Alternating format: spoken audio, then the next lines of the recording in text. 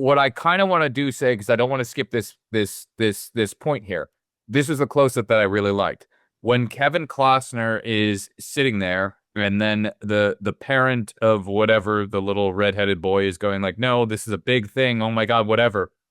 There's a close-up shot on something, then a coffee cup, and then he picks his jacket, but then there's a shot on the door handle, the door slamming.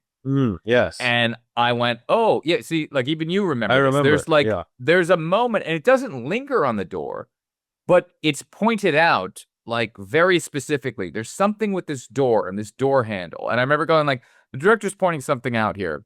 And then I go, okay, now we're in Handheld Saving Private Ryan for this great scene. That's fine. But the door comes back, and I'm jumping over a bunch of stuff because I have to talk about the that's the closing of the door. And he's going out there to his son going, you cannot show yourself. You cannot be yourself. This is over. I'm suppressing you. I need to tell you you're being suppressed. Now, when Zod arrives and Zod is doing his television thing and talking to everyone, and Superman is back at home at the farm, and there's the moment, and there's another close-up on the exact same door handle, and the television's in the background, and now, Clark Kent, becoming Superman, whatever is Superman, he opens that same door, and there's the same close-up from the opposite side of the door as he opens that door as Zod arrives. And this is when it's that moment where he needs to stand up and not suppress who he is anymore. This is your moment to stand up. So there's the metaphor of the door closing and then the door opening. And there's so many things we skipped over, the death of the father, the this, the that, the whole thing. But those two images really hit me this time. Wow. I mean, I've never noticed that. I'm having a moment right now that's like in Jaws, like with you, it's like it's reversed.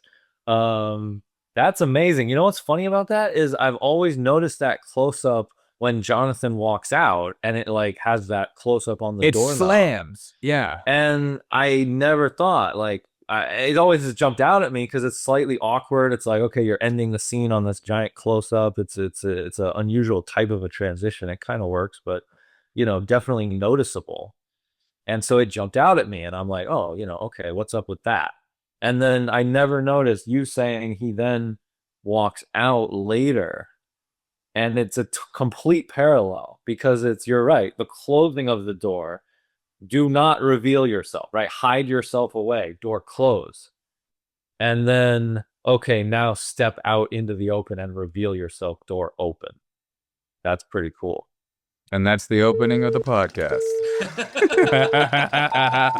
They don't chase clout, they just chase the lore.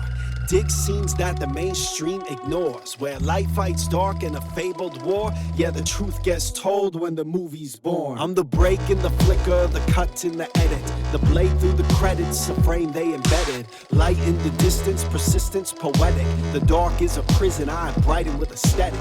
No stunt doubles, I tumble through trap fights. The script's in my soul, I control when my track spikes. Whisper in a reel, I reveal with the black light. The dark is a canvas that I carve with the flashlight. Call it a war cry, a cinematic spark, a puzzle in the shadows, a code of the art. It's Andrew and Greg and the legacy embarks. Our voices ignite and we light up the dark.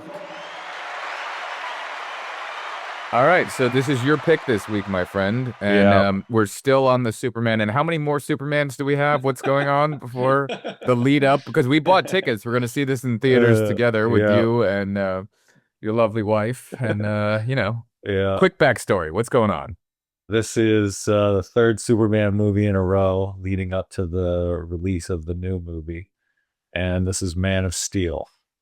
And when you said third pick in a row, you mean it's your third pick in a row, which is why the audience gets to see other things in here, where this isn't just a podcast just being 100% Superman for the first fucking 10 episodes. Yeah, everything in between the Superman movies are Greg picks. Are my random picks. Yeah. So what is your take on this when this movie came out? I would kind of like to know that. 2013, this Superman's coming out. There was Smallville, which you skipped over, and this and that, and some other things. But like, what was your take on this movie coming out? This dates all the way back actually to college, when you and I were in college together.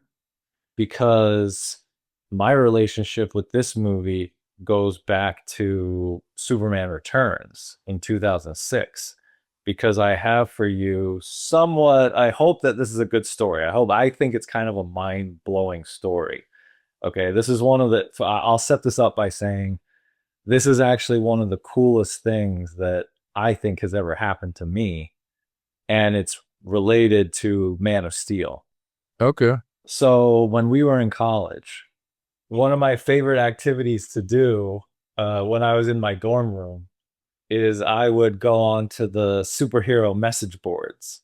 And this was around the time when there hadn't been a new Superman movie for, decades.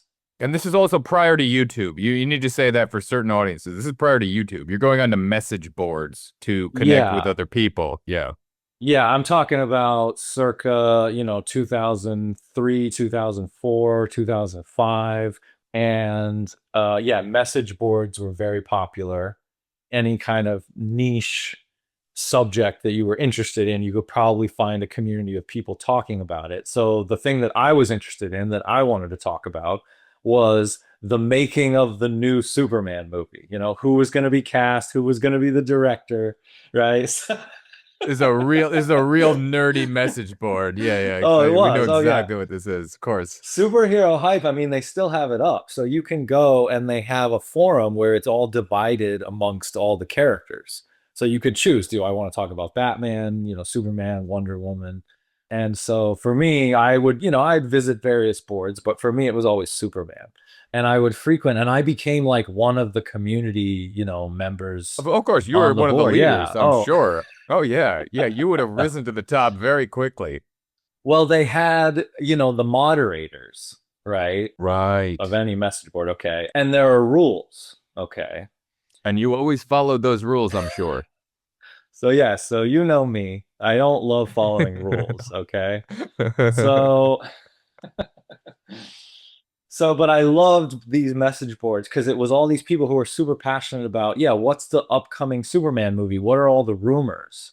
Because this is like stuff that's not even going mainstream. This is like rumors that are just a little bud of an idea of like, maybe it might happen, and we all kind of furiously discuss it.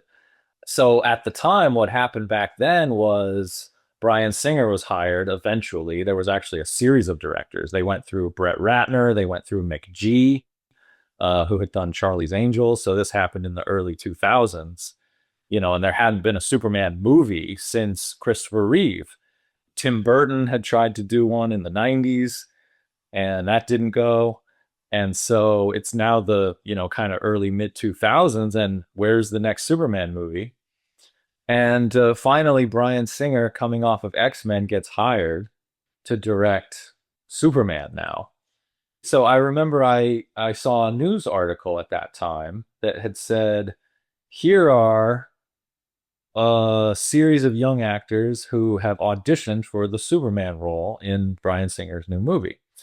And so, of course, I'm very curious. So I look at the photos of all the young actors. And these are all completely unknown actors. These are young guys in their early to mid 20s, and Superman, this idea of casting an unknown and kind of creating a little bit of a phenomenon of like, who is this new actor going to be?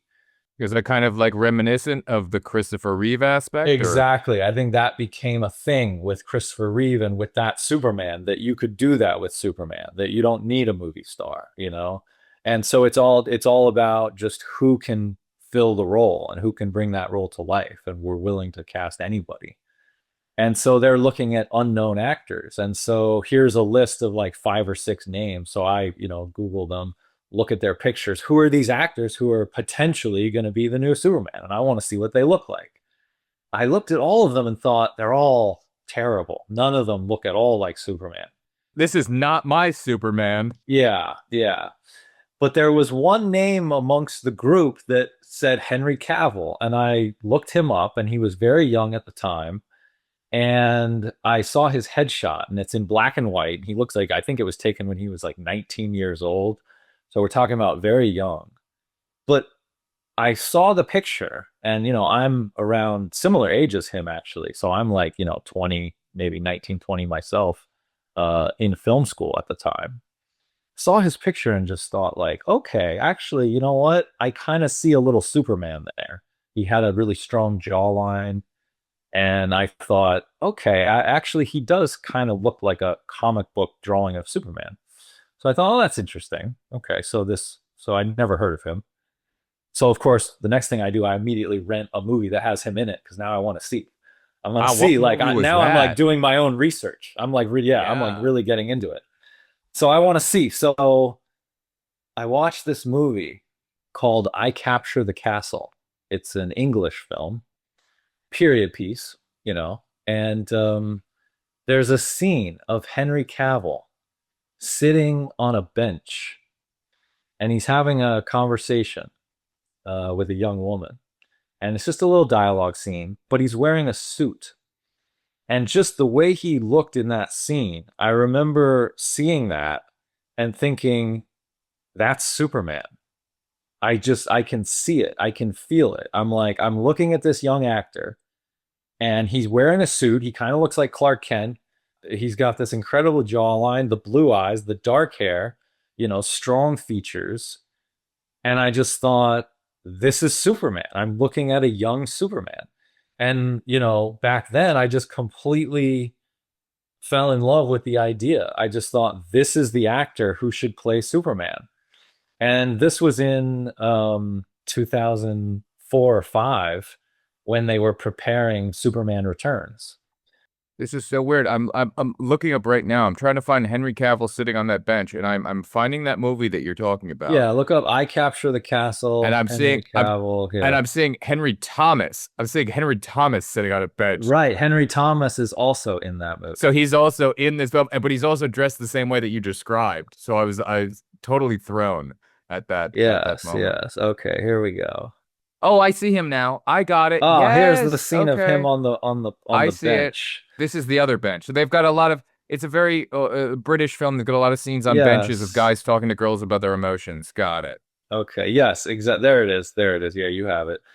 Yeah, it looks like he's in London, sitting on a bench by the river, and he's wearing a trench coat and a suit and tie. He could. He just needs the glasses. Yeah, he He just just needs needs the the glasses. glasses. And I saw that scene and I thought that is Superman. Yeah, his jaw, the chin, everything about him, Mm-hmm. the hair being parted in that way. Yeah. I see. Yeah, I got you. And I just completely bought in on the idea. And so I immediately went to the message board and I said, okay, I have an opinion. Here's who I think should be Superman, right? And I proceeded to, rent all of his films. And, he was a young actor at the time, just starting out. He had barely done anything. So I'm watching like Hellraiser 7 or Was whatever he in that? yeah, he's in like some small, yeah, he has like it's one of the supporting roles. Oh, that's great. But I was just curious, what does he look like in live action? Now I'm curious because I'm like, okay, I mean, he might look good in a picture, but when you actually see him in the movie, what does he look like? And so I'm curious to see him in various roles. And he still wasn't picked as of yet. As of this point, he was still one of the 5 or 6 or something. Right, just amongst the group auditioning. And remember, this is for Superman Returns. So this is not the film he got cast for. So what eventually happened is they announced Brandon Routh cast as Superman for Superman Returns. That's the one where he got shot in the eyeball. Is that the one? Yes, exactly. Got it. Okay, yeah, that guy. I remember now. And so, I was disappointed at the time. Young Andrew, oh, I liked this young kid, Henry Cavill. He was very young. That was the strike against him at the time, was he was very young looking. Not only was he young, but he had a very youthful quality, kind of a baby face. Young looking, because especially in this movie, he says, I've been on the planet 33 years. And if he came here, that's one of the questions I wanted to talk to you about, was does that mean he's 35, 36, 37? Like, we could go into that later. But anyway, yes, 19 is very young to be casting a 33-year-old. Right. I'd agree with that. So I think that in 2006, when Superman Returns came out, it was just a little bit too soon for him. I was his champion on the message boards, but it didn't happen. So I was very disappointed. And Superman Returns happened. and it didn't hit as well as I think, you know, everybody would have liked at that time. It didn't end up having a sequel. And of course, a few years go by, and now we're back around again to, hey, maybe there's going to be a new Superman movie. Reboot time. Let's make some more Reboot. money. That's right. So now Andrew's back on the message board. Okay. He's back wow. on. Was this like a 6-year hiatus and like Yes. they were waiting and they're Yes, like, no, yes, he's exactly. back. Yes, Oh exactly. man, this is one of those. So- Because that was for people who don't know, that's like the message boards were a big, big thing. And if you were known on the message board as being a frequent poster and then people actually took your advice or liked your opinion, if you disappeared for a while and then you came back, it was oh my God, it's a shocking revelation. Yeah. People really know each other. I mean, it's like, it's a community where like, you know, everybody's opinion, you know, their taste, you know. Yeah, normal people won't understand this. That's why I'm taking the extra time to preface the importance of the nerd fests that happen and the inside of that. So, okay, so I go back to the message board and I say, you know, now it's 2011, 2012, and there's a new Superman movie that's going to be made. And Henry Cavill, by the way, his career has really only gotten better. He's started to now be in some, you know, some bigger movies. He had the lead in, there was a movie called Immortals that he was in that was kind of a 300 sort of style, you know, movie. So he was starting to kind of, you know, become slightly more known, but he wasn't a huge star. But I only thought, well, he's only grown into the role of being Superman. So he's only better. He's better for the role now than he even was for Superman Returns. So I went back to the message board and said, okay, everybody, Henry Cavill. And I mean, it's not like I was trying to start. So I would, you know, post picture, and every single one of my posts would have a picture of him in it, right? Because I'm always like, look at this guy. It's like, because that's the whole thing, is that it's his face. It's what he looks like. It's like, look at this guy. He looks incredible. He looks like Superman come to life. And like, how many actors really are like that? You've got to have the square jaw. You have to have, there's characteristics to this figure that we all have in our brains, and it is very important that the physical look is there. Yes, you need the acting, you need everything else, but you can't cast, I'm sorry, you can't cast Danny DeVito as Superman. It just doesn't work. It's a different film. Yeah, I think it's one of the few roles where you really have to start. Nothing against Danny DeVito, I have to say. Nothing. If somebody wanted to cast Danny DeVito as Superman, they really wanted to, I'd be down. I'd buy a ticket for that movie. It's one of the few roles where you really have to start with what the actor looks like. I think it's like they have to visually embody the character, and then you can kind of say, okay, now are they a good actor? You know, there's all these kind of other elements. But really, it's like, if the actor doesn't look like the character, then there's this separation of like, people now aren't going to believe that this is Superman. I think that was one of the reasons why the Nicolas Cage movie didn't get that full green light. And that was the Tim Burton, right? That was the one that you brought up with Tim Burton, because that's the one that we saw. I mean, yeah, in his screen test, he had the long hair, this and that. I mean, you didn't get to see him with a little comb over it and whatever, and it would have been a vastly different film. I get it, but I kind of know what you're going at there. Yeah, and I still would have liked to see it though. Tim Burton doing that movie. I mean, that's if you asked me one movie you would like to, you know, somehow bring back to life and make it real, I would say that one. Superman Lives. Tim Burton, Superman Lives. It would have been incredible, and I'm so glad we got that little. I mean, even though it was just a little snippet of, but like at the ending, what? Because they all blend together to me. And it hasn't been in one of the ones that we've rewatched, but yeah, that was the end of The Flash, is what you're saying. Yeah, that's where we got to see. Yeah, got it. Okay, yeah, yeah. That was. I remember being in the theater, seeing that one, going, "Holy shit!" Yeah, I was like, "Are they really doing this?" So now, so I'm posting pictures of I'm posting pictures of him saying, look at this guy, he's amazing. But the reason that I had really gravitated toward him in particular and nobody else is it wasn't just the look, you know, because that's one part of it. Yes, there's a look element, But for me with Superman, I was always looking deeper because Christopher Reeve had that magical quality that you and I talked about in our episode for Superman the movie. Yeah. There was just something so special about Christopher Reeve. So you're not just casting Superman, you're not just casting a muscular guy. He had the I like pink very much, Lois. That's the Right. moment where you're just like, no, there's that line, there's that thing, there's that spark, there's that innocence, there's that humility, there's everything, and I'm giving you all of my soul in my performance of what I'm saying right now, and it's all left out there. It was so the way you described it was so good. Yeah. There's these layers to Superman, all these qualities. There's the strength, but then there's the vulnerability. You know, there's the goodness that he has. There's this softness that he has. So there's so many elements, and he needs to have a spark in his eye. He needs to have the twinkle, you know, the twinkle in the eye. And when I saw Henry Cavill, I thought not only does he look like Superman, but I believe that he's a good person. I look in his eyes and I see that twinkle. I see this quality like I could rest the whole world on this guy's shoulders and he could handle it. You know, I Yeah. just felt that from him in a way that other actors, I just, you know, it's like this abstract thing. I just didn't quite feel it. And I would voice this very passionately on the message boards. And at this time, you know, this was now at a point where he was older, he was getting other roles in movies, and it was a much more reasonable possibility at that time. And people really knew who he was. And his name had been around the Superman message boards for a long time because he does look like Superman and it is kind of undeniable. So he's definitely one of the potential actors who could play the role, right? I had so many people saying to me, no, no, no, right? Some people just said, I don't see it. Some people said, I don't think he looks enough like Superman.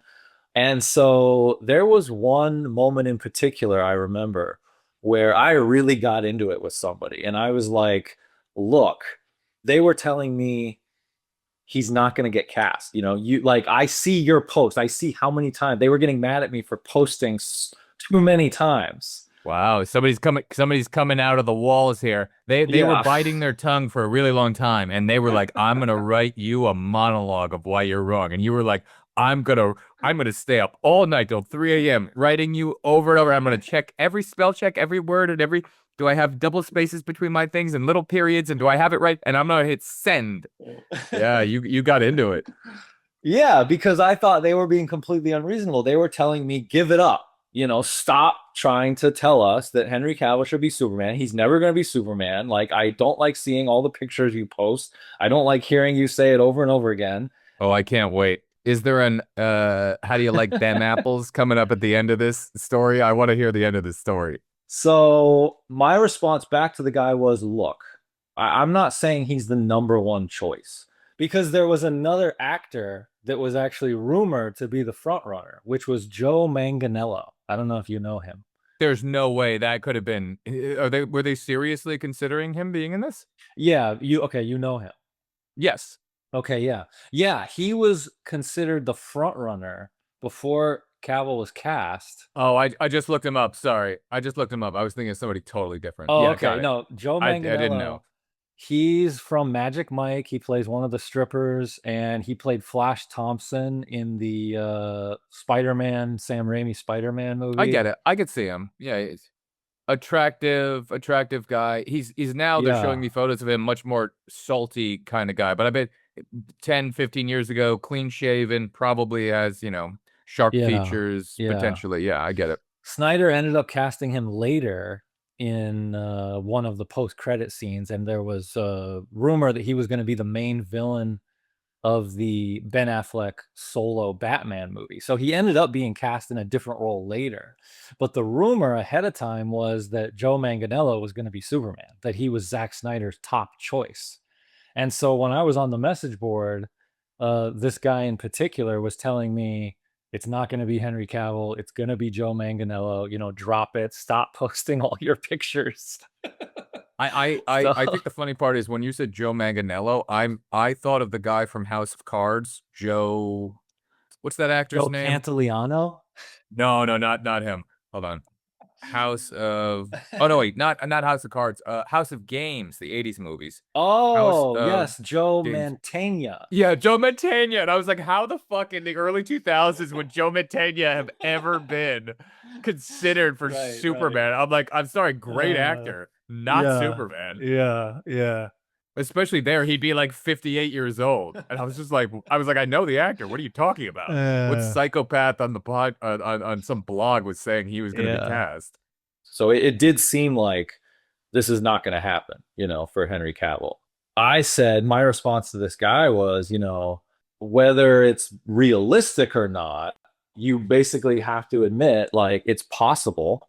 And if it's possible, then I'm going to say that this is the best person for the role. And I'm never going to change my mind because I've been, basically looking at actors for, almost 10 years now and trying to myself sort of just as a casual fan trying to find who I think would be really the number one choice for the role. And I'm saying I really think it's this actor. And so we parted ways, whatever. We just agree to disagree. But I'm like really bothered by it because I'm like a young guy. How could people not agree with me that Henry Cavill would be the best Superman? And I had a few other violations, by the way. I think along the way, along my time in this message board, I might have used some colorful language. I might have gotten a few warnings here and there. I always tried to be very civil and polite, but it was very passionate. And so sometimes you might express your opinion in a way that would give you a little flag or something, and the moderators come in and say, "Hey, you know what? Tone down the language. Let's keep it polite." And so you're like, "Okay, all right, sure." Everything was all good at that point. Okay, but ready? I remember the morning. I'm pretty sure it was a Sunday morning. And the reason I remember that is because movie news doesn't usually break on the weekend. But what happened in this particular case is I wake up one Sunday morning, probably in 2012. You could find the exact article. And I see the headline, Henry Cavill cast as Clark Kent, Superman. Da, da, da, da, da, da, da, da. I mean, I just couldn't believe it. I was in absolute shock because remember, this is something that I had been arguing for and trying to promote for Five, practically a 6 years, decade. something. I mean, Yeah, maybe almost a 10. decade. I Got mean, it. going Yeah. back to pre Superman Returns. This is 2004, 2005, and now Man of Steel didn't come out until 2013. So this is almost an entire decade. And I had picked this actor and I had said, this is my actor. This is the movie that I want to see. This is the Superman movie that I want to see. And it was announced and it's one of the most surreal moments of my life.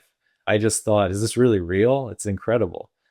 I clicked into the article and they actually gave a great quote by Zack Snyder. I forget I don't have it in front of me, but I'll paraphrase. What he basically said was that they tested a bunch of actors in the Superman costume. And I believe it was in Christopher Reeve's old Superman costume. So this is a very silly looking costume, In the modern day, I mean, you're talking about a light blue spandex suit, right? So not flattering on most people, I would imagine. And so Snyder said that all these actors would come in and he would hear the crew kind of snickering and laughing under their breath, because each actor would walk in and they would look ridiculous. And he said Henry Cavill walked in the suit and nobody laughed. And everybody was just like, Superman just walked in. And Snyder said that's when he knew. So I just felt so vindicated, because not only was the actor cast, but then even in the article is this incredible reason as to like, yes, this actor is so clearly Superman. And I'm so glad that another director saw it. And I'm so excited to see this movie. This is like the movie I've been waiting to see. And I thought, I don't need these message boards anymore. Like I feel vindicated. I don't need to now talk more about the movie. Like the talk is over. Like I've won. And so I immediately logged back onto the message board, posted a link to the article, probably a giant picture. And I just wrote, and I quoted the guy who was arguing with me. And I just wrote, fuck you in giant in giant letters. And guess what happened to me? I was immediately banned. Immediately gone. That's perfect. I thought you were gonna go in there and do something even more pretentious and just read like Finn, Fin, period. But no, you go in there and you go full out, fuck you, I'm done. Just the giant, yeah, just it's like a dream of, you know, you want to quit your job and you just go out in a ball of flame. It's like, I know I'm out, so I'm just gonna go out. That's so good. And yeah, I got banned, haven't been back since.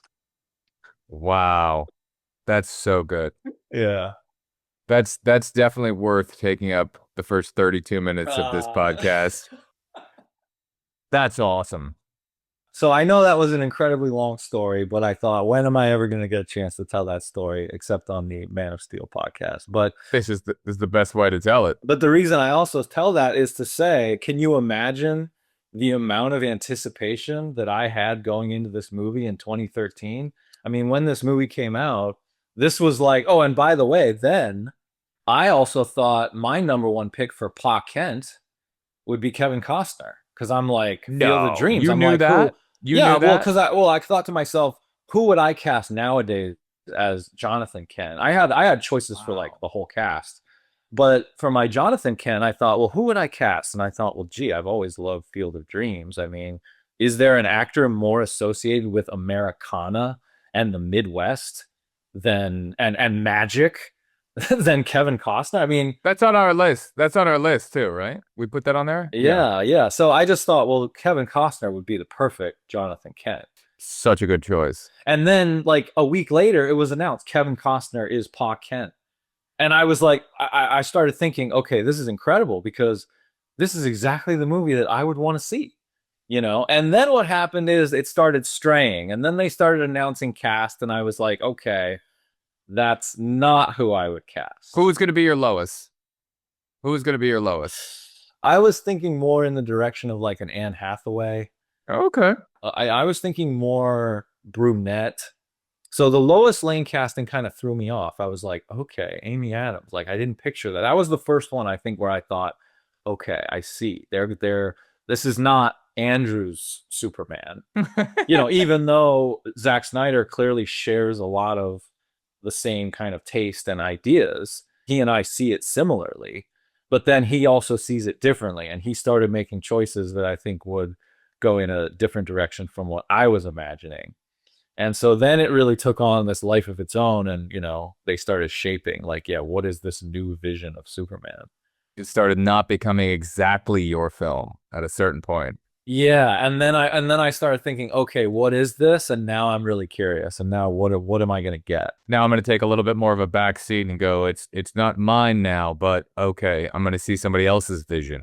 Yeah, and the fact that they were coming off of Christopher Nolan's Dark Knight trilogy, and then they named... Yeah, I honestly had no idea he had anything to do with it until I saw the ending credits. And then I was like, holy shit. And I was like, no, but the credits are in his font. And then his name comes up, and I'm like, okay, wait a minute. Story by somebody else than him. And he's listed as like the producer of the film. And I was like, oh shit. Like I was not obviously on the message boards watching the lore the way that you were. I kind of saw the one where he got shot in the eye, and then by 2013 I was like, I'm doing other things. I was like, you were having your decade of I get all my superhero movies, and I was like, I could kind of care less about this. I liked Iron Man, and I'm out. Yeah, along the way, you know. Yeah, so as each production photo would come out, you know, so then they revealed the first photo of him, you know, and then there's like a series more, and you get to see these various pictures, and now the actor I imagined in the role, you know, you can do like a photoshopped version, but to really see the real costume that they designed for him. And now there's production stills being released, and then of course there's a trailer, and, you know, so every image that would come out, I was just so fascinated. What was your thought about that about the suit that they went with? Because I actually loved it for this. But what was your initial reaction of going like, wait, it's different than Christopher Reeve. He's still got the cape, he's still got everything, but it has this newer tech look to it. Where your initial reaction like, wait a minute? Keep in mind, I'm incredibly particular about this kind of thing. I think that's not hard to keep in mind. So I think, I like the suit. I still like it. If you're asking me now, what do I think? I think it's a cool looking suit. At the time, I remember thinking the decision to remove the underwear and then what they decided to put there instead are these kind of like sort of this ribbing, this kind of metallic gray kind of ribbing that comes down. I thought that was a little bit unusual. Having seen the film now, for so many years along the way, I see that they're kind of going with this design of like this kind of alien, world. It's a little bit reptilian. So there's a certain style that they're creating. I think just as a Superman suit, I don't know. It's bold. They remove the trunks, and I'm a big believer in the trunks. I like Superman trunks. So for me, Does the new one have the trunks? yeah, the new one has the trunks. The new one has the trunks. So I actually Does the would new one say look a that little padded and silly, or are you okay with the new the one? new one looks quite past. Now I'm kidding. Now we're really getting into It the looks door. it Yeah. looks like it looks like, back in the 80s when women used to wear shoulder pads, it kind of has that little bit of fluffy Yeah. look to it, but okay. Yeah. Yeah, I think I mean, what you realize over time is it's just an incredibly difficult costume to get 100% perfect. It's such a high level of difficulty. Especially if you change it. That's what Yeah. people when Yeah. you change something, people go, "Wait a minute, it's different than what I saw previously." So no matter what, their Yeah. brain needs to get Yeah. rewired. And the Superman costume is a particular costume where if you make a small change, it has this large ripple effect. Like Bryan Singer chose to accentuate the blue more, and he toned down the red. And so the red is more of a maroon, it's more of a dark. And then you get more of a sky blue on the suit. And then Zack Snyder chose to darken the blue, go more navy, and then elevate the red and make it a little more of a fire engine red. So just the exact, what are the exact shades of the colors? The neckline, I think, is incredibly important on the Superman suit. Bryan Singer's neckline in Superman Returns was quite tight on the neck. And so it just creates a certain silhouette. These things are all things that just the eye will kind of subconsciously take in, and you have a reaction. And so, yeah, it's a very doable character to really get right and have it feel cohesive, and have people really believe, like we talked about in the Superman the movie episode. It exactly goes with what you're saying about like one change to the suit. It's the same thing, one change to the face, one change to this image that we have in our heads. It's monumental. Yeah. This episode is brought to you by Shelfie, the world's first fitness tracker for your snacks. That's right, you've counted your steps, your calories, even your REM cycles. But who's counting how many times you open the pantry at 11:30 p.m. just to check on the chips? Shelfie sticks right inside your snack cabinet and tracks your snack habits with precision shame technology. You'll get push notifications like, "Hey, we saw that. That wasn't protein." Or, "Third visit today. Are you emotionally okay?" Shelfie doesn't judge, but it definitely keeps score. Go to Shelfie Trackers and use promo code Andrew and Greg and get a free emotional support sticker pack with your first order. Shelfie, because sometimes the biggest lifts happen at the fridge door. I have questions for you, and I'll try to make them quick then. Okay. All right, so it seems like me, at least at the beginning of this, and let me know if I'm wrong or not, but it seems like Zod and Kal-El's father, he's just El, is that his name? He's just El? Yeah, it's the House of El. So it's Jor-El and Kal-El. It's like their last name. Okay, so Zod and House of El or whatever. Weirdly, to me, when I was watching, it seems like they're aligned at the beginning, meaning what they want is aligned. The Superman's father, Kal-El's father, House of El, whatever the fuck it is, he's looking at this council of morons who, like, the world is collapsing around them, and he's going, "Hey, we got to wake up. The world is collapsing." And then it seems like Zod comes in and just has the forceful way of saying that and goes, "I'm saying the exact same thing he said, but I'm arresting all of you and you're out of here." So it didn't seem that they were as odds to what they wanted to get done. It seemed that they were just in odds as into their execution of how it was being done. Superman's father, Kal-El's father, fucking House of whatever the fuck. He seemed like he was still trying to just convince them, hey, morons, we've destroyed our Earth. We went into the core and whatever the fuck, and we've terraformed, and we shouldn't have done that. But now we need to get the fuck out of here.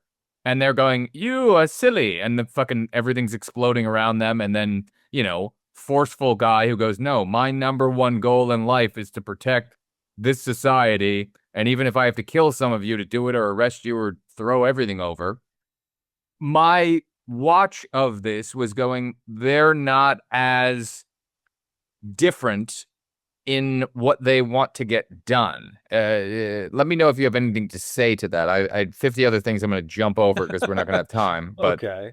I have Not that really, question. not really. Hazel had the same observation actually as we were watching it together, and she said, Jor-El and Zod actually don't seem that different. Jor-El also wants to save the Codex.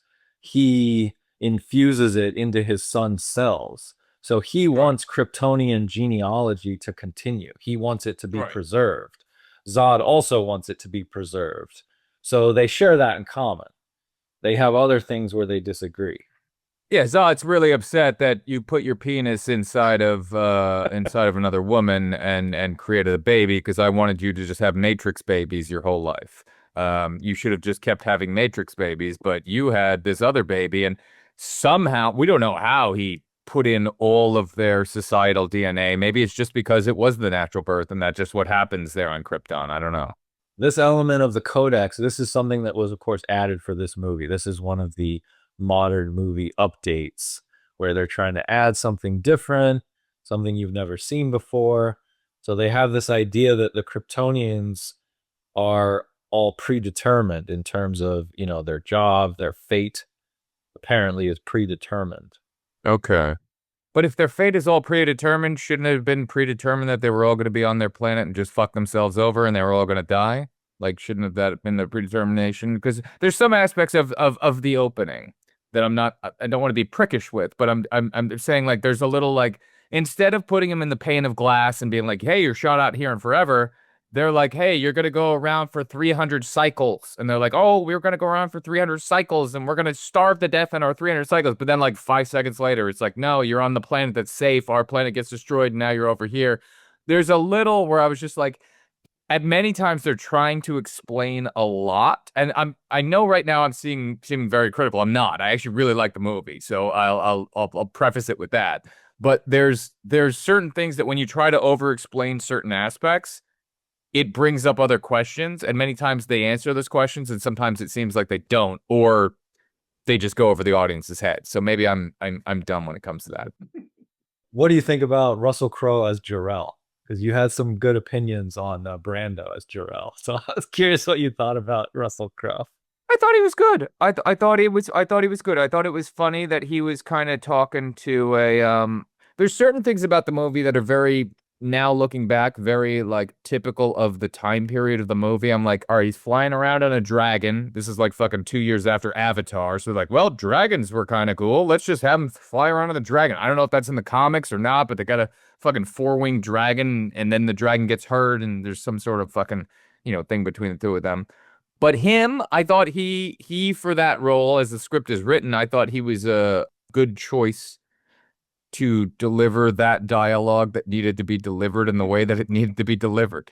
Yeah. But yeah, I mean, there's certain aspects too where I was just like, all right, instead of putting them in the glass, you're freezing them like Demolition Man, and it's like, okay, they're going to be frozen, whatever that means. Like, I don't get that punishment. It's basically just going like, hey, you're going to sit there and not learn anything for 300 cycles, and then you're going to come out and be the same demonic psycho you are, and we'll either just hope our society doesn't exist anymore or whatever. Like, we just can't kill you, so we're finding some other way of just, putting you in timeout for a long period of time where you don't age. But then when you come out of that, it's not like you're in Demolition Man, you have a relearning process where then Sylvester Stallone comes out and he wants to needlepoint the entire time. It's like Zod's not going to change in that thing, and Zod and the other people are gonna all be unfrozen together after these 300 cycles, whatever the fuck that is. Yeah. And then they're gonna come back and be the same nightmarish people that they were. But they're kind of putting you into the future, as in like, some other future people are gonna deal with you. We don't have to deal with you. Yeah, same exact opening as Richard Donner's Superman. Isn't that kind of amazing? We Yeah, just watched except that one, they and actually fly around in the glass for a long period of time, and in this one, it's like, no, you're not. Yeah, woo wee, that lasted 5 seconds, and you're out. yeah, the difference is that Michael Shannon gets to come back in this movie and be the villain of this movie. So it's all resolved in one chapter. I think they learned their lesson. They said, you know what, we might not have a part two, and we just saw what happened with the Superman right before this, so we got to get it all out in one. Let's not fuck up again. Yeah, that was your note. Is why is this in the beginning of the movie if it's not going to resolve itself at the end?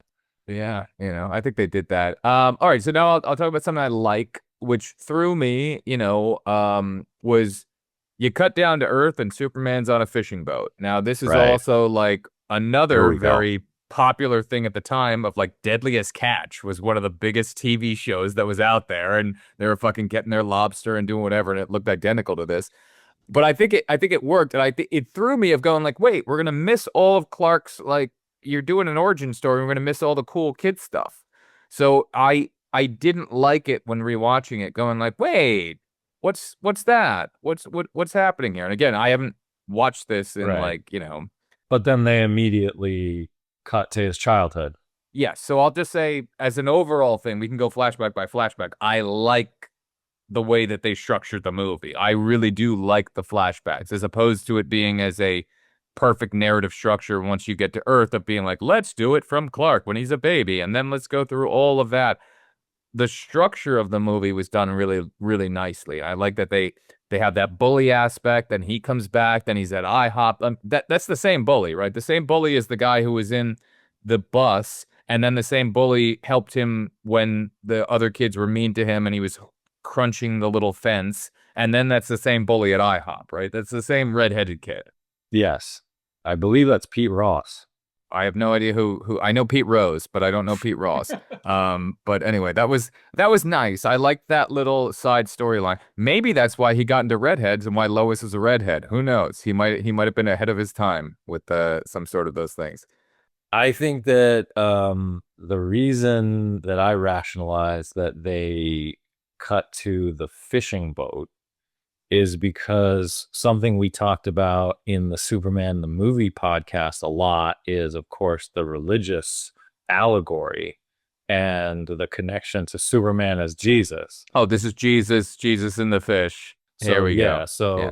I believe the first appearance of Jesus in his adult life, like as he performed miracles, was on a fishing boat. And so I think that the idea here is they're going to pick up the beginning of the story of Superman saving people while working on a fishing boat. But he does it in a spectacular fashion. Weird part about that though, he's saved by somebody else on the fishing boat. Well, I mean, he wouldn't have died when the giant thing fell on him because he's Superman. He wouldn't have been crushed. But like somebody comes and pushes him out of the way of a big thing falling on him. It's like, hey, stupid greenhorn, fucking whatever the fuck. I Right, just saved you from right, this thing falling on you. Don't be an idiot. right. And that brought up other questions in my head, just very small ones of like he always kind of, like we talked about when he was a kid of like like the car was gonna fall on the little boy and the little boy or on somebody else, and the little boy knew, hey, hold up the car. In this case, is this trying to point out the fact that if this is just gonna happen to him, he doesn't feel a sense of, oh no, there's an immediate whatever, because if that falls on him, it's kind of like a pillow falling on us. And I might be reading way too much into this, but I always just thought it's a nice moment. It does show that there's a little foreshadowing of like, hey, you know what? Humanity is good. Like we help each other. We're there for each, like we risk our lives for each other. Like that's just something we do. And so I like that there's a little moment where the young Clark kind of looks at the guy like, all right, like, hey, that was a cool thing to do. Like, okay, like maybe there is a little bit of a okay, we're starting. The tone of the film is like that. I always like the irony though of like the guy saved him, but he didn't know that if it hit Clark, he'd be fine. nothing would have happened. Yeah. He'd be totally. But Clark, of course, knows that the guy doesn't know that, and so yeah, I think there is this little moment in the actor's eye of like the sort of appreciation. So I do think that has a little Superman tone to it, where it's like, this is a different Superman movie. This is a different type of Right. Superman tone. So what is this new Superman tone? So we're going to establish what that is, and they're going to do that in these little ways. Obviously, they do it in very big ways, but this is one of the small ways, I think. Okay, we're still at the opening of the movie. All right, so right after that, I won't say too much about the next. He goes and saves whatever. He's shirtless immediately. I don't know how that happens. I mean, that just happens. Hollywood movie. We got to get the ladies in here. The guy's got to be like, wow, okay, he is fucking strong. Yeah. Shirtless He's immediately. shirtless and Then he's on fire. He's literally so hot he's on fire. he's so hot, he's on fire. And then after that, they literally have when he's holding up, they have an obligatory pan down shot to his abs as he's holding this thing up. And it's Yeah. like, bro, it's like, all right, we Yeah. get it, we get Yeah. it. This is Superman. All right. But I And then do when he love, falls but into just the water, I just want to say, but I do love the parallel there of the steel beams and of his body, the idea of the Man of Steel. Man of Steel. Yeah. I do think that that is just such a simple, visual connection that works great in that moment. Is he's holding up that oil rig, and the steel beams are, and he's Yeah. screaming, and it establishes this is the new tone. This is the new Superman. He's a man who's made of steel, who's forged in fire, who screams in pain, and he's lost, and he's out at sea, and he's lost, and he's not Superman yet. So it's a very new tone, and I do think that that was a cool way to introduce the character as a human on Earth. I think it works. I like it. Got not funny, but a little thing is a theme that when he fell into the water, he had only half his pants. His pants had then turned into shorts. So it was like the Incredible Hulk. Like there's less and less going on as the sequence went on. I'm just like, really? Are we getting is the blue shorts gonna be on, the Speedo gonna be on next when he falls a little bit further? I like the flashback, the upbringing Uh, in the classroom, the panic attacks, the young puberty, the X-ray vision, that whole thing. I thought that was well yeah. done, and it was another intercut back to being a child to be like, oh, what was it like to grow up like that? Because in the Christopher Reeve, we saw a little bit of the angst, but that was only from, hey, mom, I just want to fit in and be with girls. Why can't I show people certain things of me? You didn't get to see this. Like, this is like a torture for this kid growing up. And this movie pointed out the alien aspect that I was talking about in the last one. Like, they point this out a lot. Like, even when he Huge. kisses Lois at the end, like, we're not going to jump there, but I'm just mentioning that one thing. When he kisses Lois at the end, he's saying, like, yeah, I think that's like for Earth people. Like, that's what you people deal with. Yeah.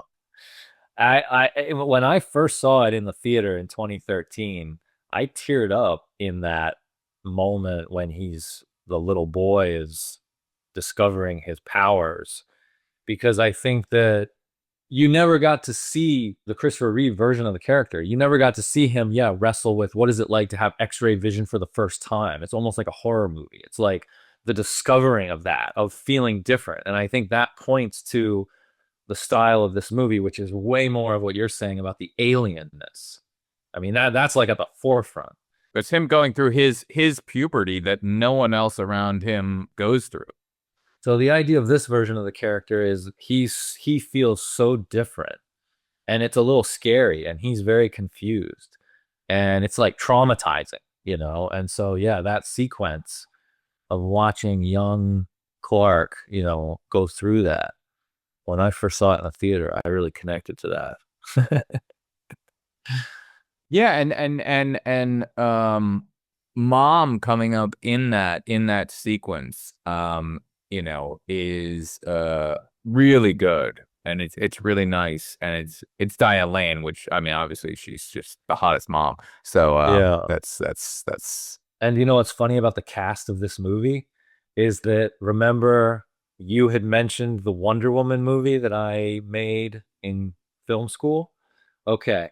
So get this. did you want to originally cast Diane Lane in that movie? Yes, I did. You psycho. I just saw it. You're not lying. I just saw it in your face. I did. I thought if Wow. I could make this as a Hollywood feature. You wanted to cast Cherry. You wanted to cast Cherry from Francis Ford Coppola's. Wow. Holy shit. Yeah, and then she was cast as Ma Kent, and I was like, this is wild, because I have so many like personal connections to these actors that are cast in this movie. Wow.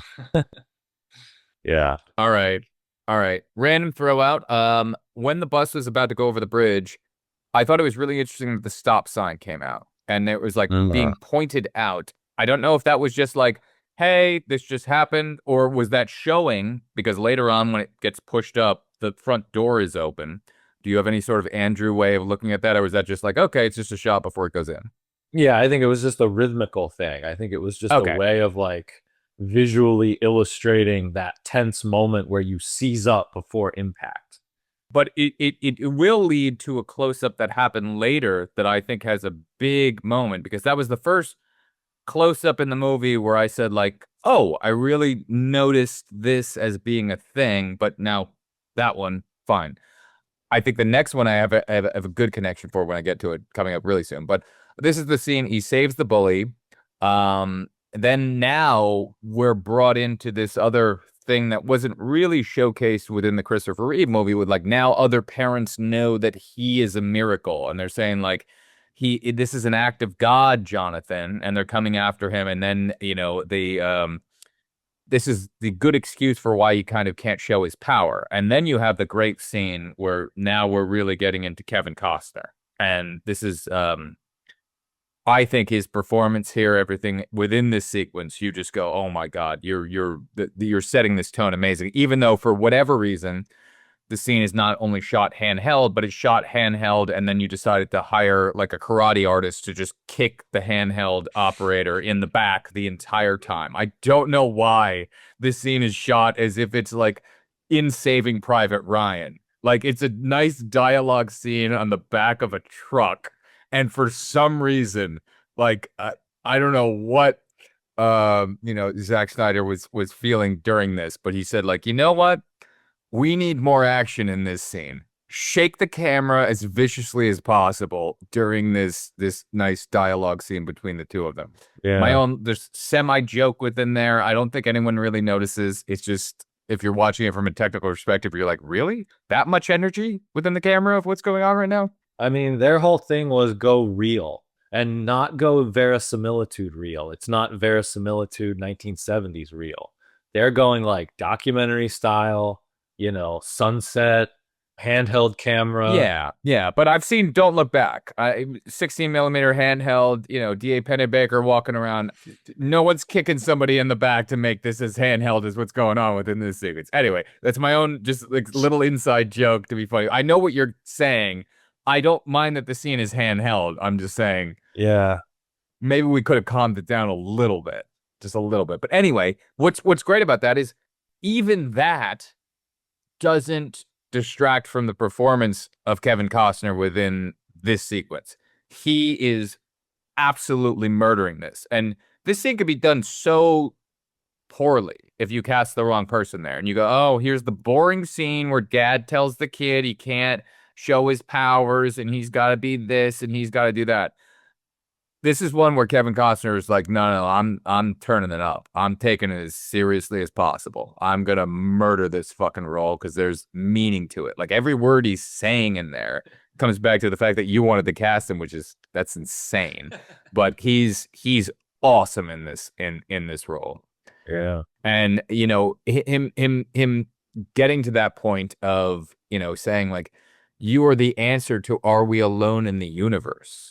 Yeah. And that's not only that's a huge thing, but it's also like they preface that kind of with like, oh my God, how will society be able to deal with the fact of knowing that we're not alone? They build that up a little bit.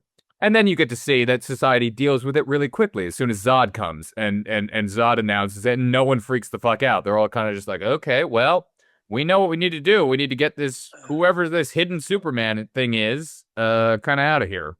Yes and no. I would characterize it a little bit differently. Okay.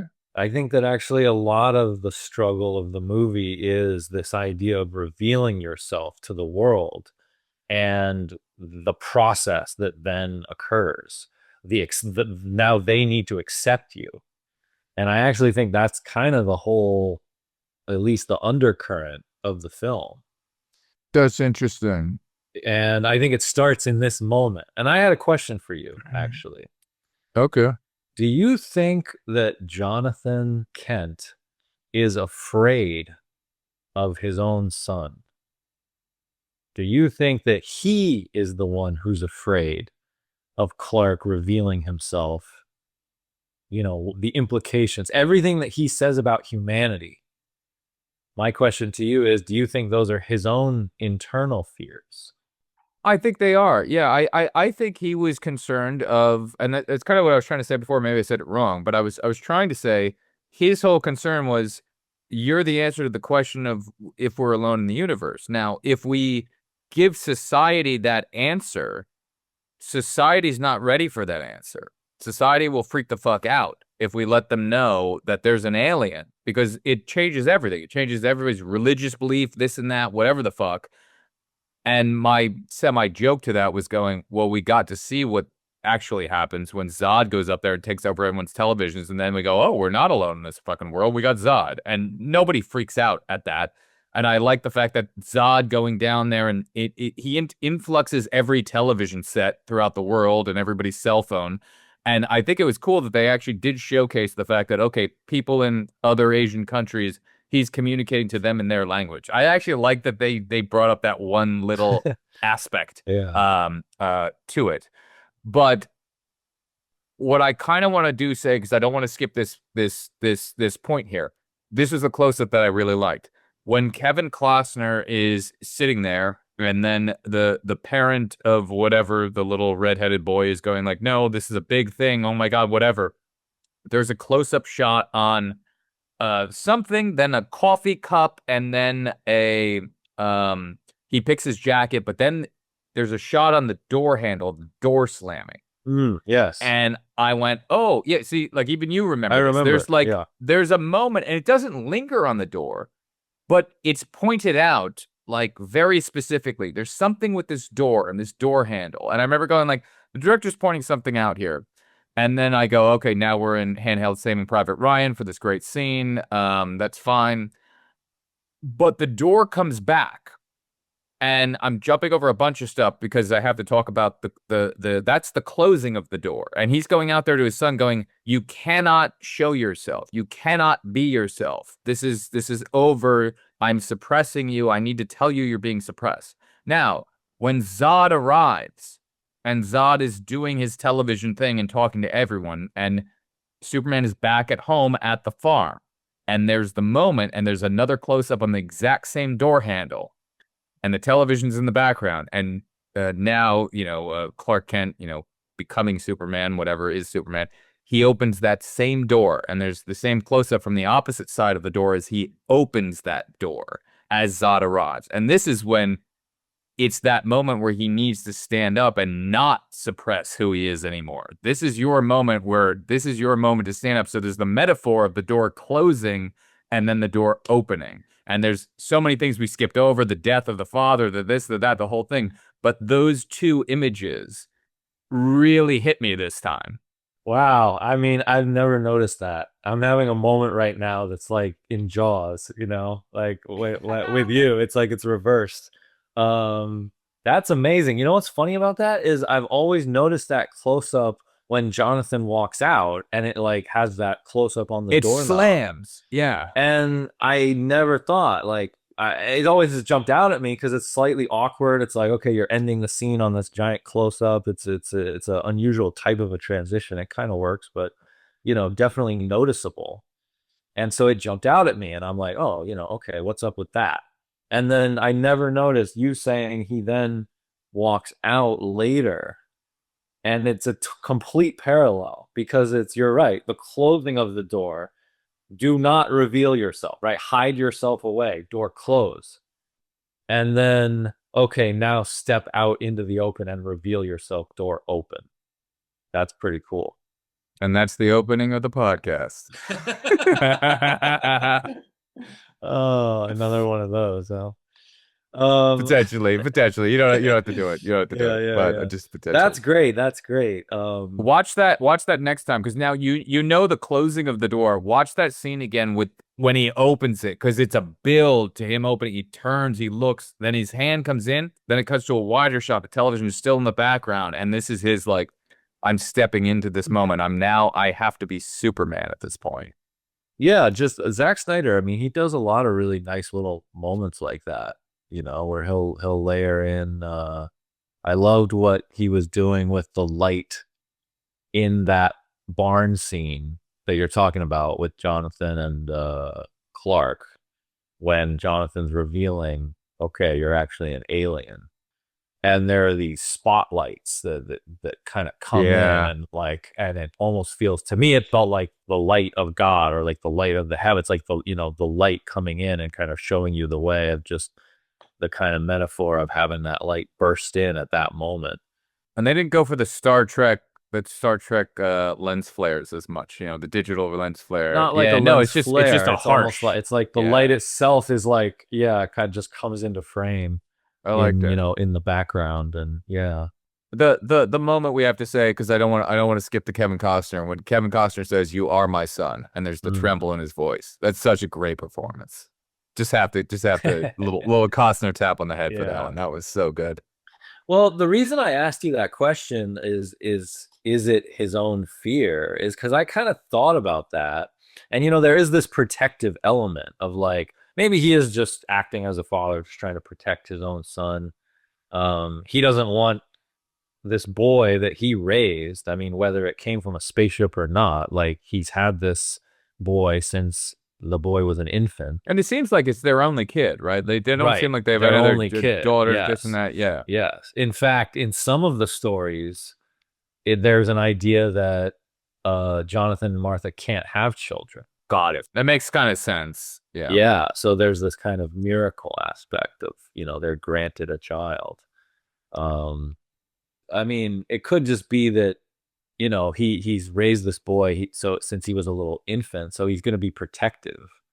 And Right. so he might think, if my 13 or 14-year-old son reveals himself to the world, they're gonna grab him and put him in a lab, and he's gonna be dissected. And That's kind of what I was Yeah. thinking. You seem to have a different or potentially a different theory. I'd love to hear that. Just cut to it.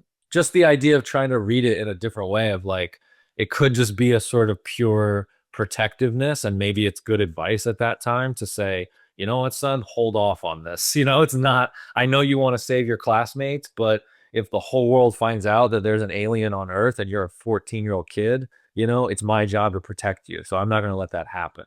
So I know it's hard, but you have to suppress. That's kind of the way I read it. Yeah, so that could just be, like, very practical. But then there was this other side of me, I just wondered, to try to, like, read into it, because I like to do this. No, do it. I kind of want to know where your mind might go with that. I wondered if there was this kind of dark idea of, like, because this is one aspect of the film that has received criticism and attention, is, like, the way that Jonathan chooses to handle this. There's a kind of scariness to it, where he instills this fear in Clark, like a fear of his own power and a fear of who he is. Like, he kind of makes Clark very lost and afraid, in the way that he handles those conversations. Very different from the way you see it in Richard Donner version with Glenn Ford, where it's, more kind of jovial. It's jovial, but he's kind of saying the same thing in both of those, is he not? He's not saying you can't do this. Well, I think it's the idea that, don't use your powers, don't save people. That when young Clark asks, well, what am I supposed to do? Just let them die? And he says, maybe. The father's answer is, I don't know, maybe. That's why I said this version of Superman completely different. This is the version that's like, the dad doesn't necessarily have all the answers, and this is a very confusing situation. This is, like, it's actually very complicated. Yeah, but I think that I don't want to interrupt you on that, but I want to bring up that exact same point. I think this father brings that thought process out to the ultimate, because in the end he goes, don't save me. Don't show your powers even to save me. I will sacrifice myself and die on this hill because I believe in this so much. He believed that his son was not ready yet. That was the idea. I think Kevin Costner's wasn't that his son wasn't ready. I think Kevin Costner's thought in the way that they put this out was going, no, Clark, don't save me, because what will happen is with the little redheaded kid, humanity is not ready to know about you just yet. So he even sacrifices his own life to hold his hand out, which is, I love that shot. I think that is one of the greatest performances of an actor not saying a word, and it's all CG behind him and this and that and whatever. I don't give a fuck. I think that moment of Kevin Costner holding his hand out and going, no. And the restraint that he has there going, like, I could so easily save you. I could grab you and I could bring you over here and I could do it in 2 seconds. But his dad is sitting there going, then 60 people will see what just happened right now. And they're not ready for this. And yes, one of those things could be, my son will be studied forever and whatever the fuck. He is trying to be the protector of the father. And that might be the thing. He might be using the excuse of, I need to protect society from this. But what he's really trying to do is protect his son, because he doesn't want his son to not have a normal human life. Because if his son does run out there and grab him, now he's got 60 people out there going, I saw what the little Clark boy did. And then he's got the FBI running after him like they ran after Lois. And then for the rest of his life, he's never going to be normal and he's never going to be able to do anything again. So it might be that fatherly thing of not specifically lying to him, but telling him, you know, this is for your own good, but I'm telling you it in a different way. Society's not ready for this, which kind of society wouldn't be, but as we kind of saw within the context of the film, that society really did kind of accept when Zod came down immediately that, like, okay, we're living in a world with aliens. There aren't scenes where people are crying at synagogues and stuff going like, no, what does my religion mean to me? No, there are aliens now. What does this mean? Like, everyone got over it real quick and united and said, who's this Superman guy? We got to just toss him to Zod and get this over with. Well, in the Richard Donner version, you know, the dad says, you know, you're not meant to score touchdowns, you know, and you're meant for bigger things, son. It's that idea. And so it's more as like an inspiring kind of tone of like his Earth father kind of gives him this guidance and inspiration of like, you know, try to achieve bigger things. And then you cut to this version and Jonathan is saying, don't use your powers. Don't use your power, son. Essentially, don't save people. Don't reveal yourself. So the request from the father is, do not act. You know, wait. Be in waiting. Because what I'm telling you as somebody who's wiser than you, supposedly, you know, I'm older than you, I'm your father figure. I'm telling you, humanity is not ready for you. Yeah, but isn't he saying like your time will come? He's letting him know at some point you'll be able to do this. Right. And so now essentially the entire story of the movie becomes, when do I reveal myself? And he knows when Zod comes, and now this has been your time. Now you got to open the door. It wasn't before this time, because if you did it before this time, FBI might have locked you up and done whatever, even though they couldn't, and you could always break out. Whatever. Yeah. His dad is still sitting there going like, this isn't the time to do this. And yeah, I see what you're saying. I get it. I agree. I'm gonna think about it a lot. Okay, go ahead. And we've got up to the truck stop diner aspect where there's now other bullies. Like bullies are just around everyone. Because basically what you're saying, and it relies to this scene. His father said, don't stand up for yourself. In the way that you're able to. Don't stand up for yourself. Your whole life, don't stand up. But the one or two times when he does stand up for himself or does go, hey, Dad, should I let them all drown? What does he get? He gets a lifelong redheaded friend for life, and that kid is there with IHOP and the whole fucking thing, always being around him. So, yeah, maybe you should have been like, you know what, Dad? I could have just saved people this whole time, and it would have been, you know, better for me. I will say on the flip side, I do think that there is this feeling that comes across in the movie that because his father told him that, he developed this incredible sense of self-control, you know, that he actually has essentially mastered his emotions, because when he's provoked, he has to keep his cool, you know, that he can't afford to lose his cool. Oh, if he didn't land on the Kent's farm and was raised by them, and he was raised by Ed Gein, he would have been the greatest serial killer of all time. Yeah, there is a an onus to the weight that's on the shoulders of his parents that he's being raised by. You're raising somebody who can destroy all of humanity. And that's why Zod comes down and goes, this person has decided to hide behind and not reveal themselves. And I don't know why. That's what Zod's saying, because he could have been the leader of your entire world. He could have enslaved all of you. I don't know why he hasn't. And that's the question that Zod has. And the answer to that question is because of his father and his parents. That's the answer. And his father might have realized that this child, if raised incorrectly, has ultimate power over everyone on this planet and could destroy everything. And he's trying to go, how do I navigate this? How do I navigate raising someone who is God to us, to us human beings? And that's probably an aspect of what he was trying to help his son control and guide him in a certain way. And I think he did a great job of it, because you could see Superman doesn't even want to kill Zod. You know, he punches him this and that, but he has this whole like, oh, he could have broken his neck. I mean, obviously he made it very easy to break his neck at the end. We could talk about that, but he's only forced into doing that in his mind because there's innocent people about to die. Those innocent people should obviously go, well, this laser is right next to me. I should run in the opposite direction and get away really quickly. But the movie has to point out, hey, he's painted into a corner. He has to kill him. And then he has this whole thing. Yeah. Okay. Anyway, Truck Stop Diner. What do you think about like Superman? This is the one where they show that Superman dated somebody prior to Lois Lane. He had she's like, it's not worth it, sweetie. Like he was, unless she's just being okay.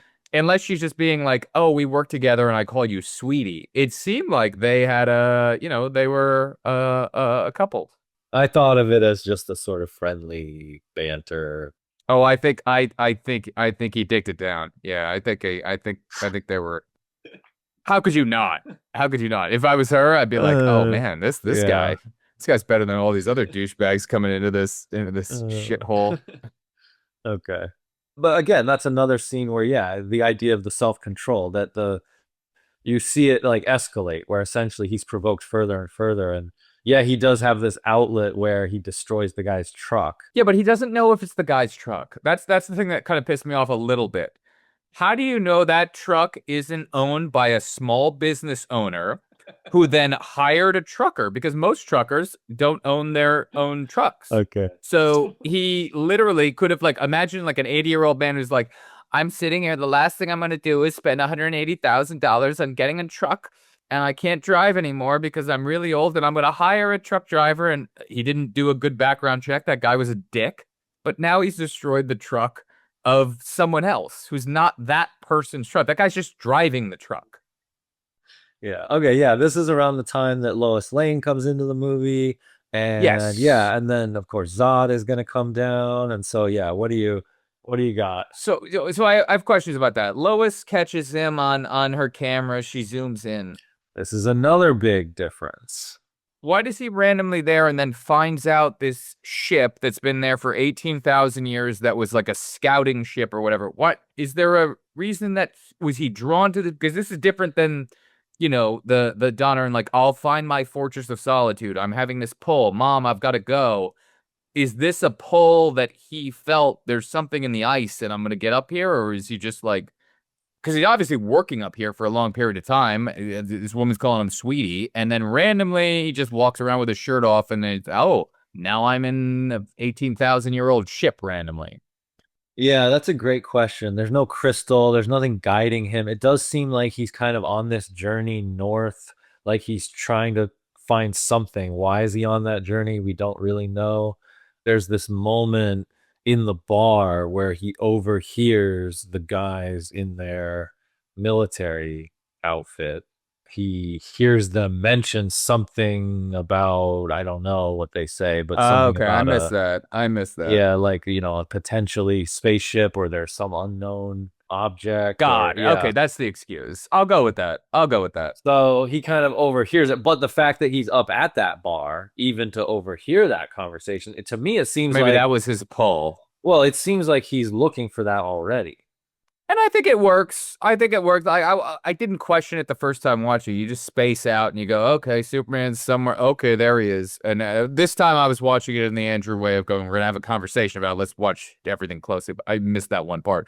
Now, I do have a question here. Now, this is an 18,000-year-old ship that was like a scout ship that was launched out into this void to what they call the outpost planets. And these outposts were all abandoned, and there's an artificial population control enacted, and because they'd exhausted their natural resources, as a result, they had to do all of this stuff because their planet became unstable. So they'd sent out all of these scout ships. We don't know how many, but this was 18,000 years ago. They decided to do this. Superman's 33 or whatever, or 33 years ago he arrived, so he's 35, 36, 37, 32, or 34, whatever. I think the implication is that he's just 33 years old. He's counting from 0. Okay, he's kind of, because he said, General, I've been on this planet for 33 years. I haven't infected anyone, so that he's counting from 0. Got it. Anyway, I mean, he was launched as a essentially newborn. Right. I hope he got there quick, unless the little Jarvis character with the weird face was feeding him the whole time or whatnot. But anyway, he got there. In the Donner cut, he was like 3 holding up the car, you know, whatever. Doesn't matter. So he's 33, 34, 35, somewhere around there. Now, 18,000 years ago, this ship was sent out with a Superman outfit inside of it. And we can assume that there was thousands of other ships sent out to do these weird scouting things as well. So this specific ship of 18,000 years ago, which came 18,000 years before, Mama Superman and Papa Superman fucked, there was this ship sent out with this suit in it. So this suit was not meant specifically for him. I'll say this. I never really thought about that, but yeah, the fact that they actually do say this ship it's been in the ice for 18,000 years. So you're telling me if you gave me human clothing from 18,000 years ago, that would match like what Jor-El is currently wearing? You're gonna look like a pirate. Like it's gonna be some fucking like ridiculous. So that doesn't make any sense. You're right. It doesn't make any sense for Jor-El to show up and say, "Here's an outfit for you from 18,000 years ago," and it fits. It fits perfectly. I mean, maybe it's Back to the Future 2, and it's like size adjusting fit. You know, maybe it's that, but that like it makes the suit less about like, hey, this was meant for you, and it's just like, oh, this is meant for somebody from Krypton. You know what I mean? Like, yeah, this movie has that. You know, the scene is very different than the scene in Donner's version where Clark goes to the Fortress of Solitude. It's personal. It's personal in that movie. That aspect is personal. That's why in this one he just kind of. His father's there, the suit turns or whatever, and then you see him on the ice and he's got it. And you're like, okay. The Donner is more personal to me for some reason when it comes to that. It's like this Fortress of Solitude was now built for you by me, and I've given you this, and this is your thing. Versus, oh, you just found an alien spaceship, and the first thing you do when you go in there's a weird Jarvis thing trying to kill you, and then you kill it, and whatever the fuck. Like, it's nice that they got Lois in there and they did that thing where now this is gonna hurt Lois, and they have their little moment. I think that was an interesting thing. Right. Yeah. What did you think about that? So that's a big difference in this version too. I mean, this version tries. I liked it. I like Lois knows it's him right away, and I think I like it within context, because anybody who knows Superman or has seen the original or knows the lore knows. And this is why I like the ending. We'll get to that as well. But I like that she, right from the bat, knows, hey, there's this person that's not a person, that is a super person. And they have that right from the bat. And then it's never hidden. And I like the way that they approach that now. Versus like, oh, let's in 2013 pretend to do the whole, he puts on the glasses and Lois doesn't know who he is. Like, they didn't do that. And I love the ending of the movie that they didn't do that. Sorry to jump to that, but it ties into what you're saying. I like the fact that he noticed, hey, this person is going to die, but I can save them. and now you're gonna know who I am, and you're seeing this thing. And then her only way of reaching back out to him was to put her, job in jeopardy and everything else in jeopardy, because she's like, I want to meet this person again. Yeah. If you're interested, by the way, just to follow up from our Superman the movie episode, if you're interested in Hazel's opinion, okay, Hazel loved this movie, and she felt like all the problems that she had with the 1970s version are all fixed in this version. And I say that because it connects to what you just said.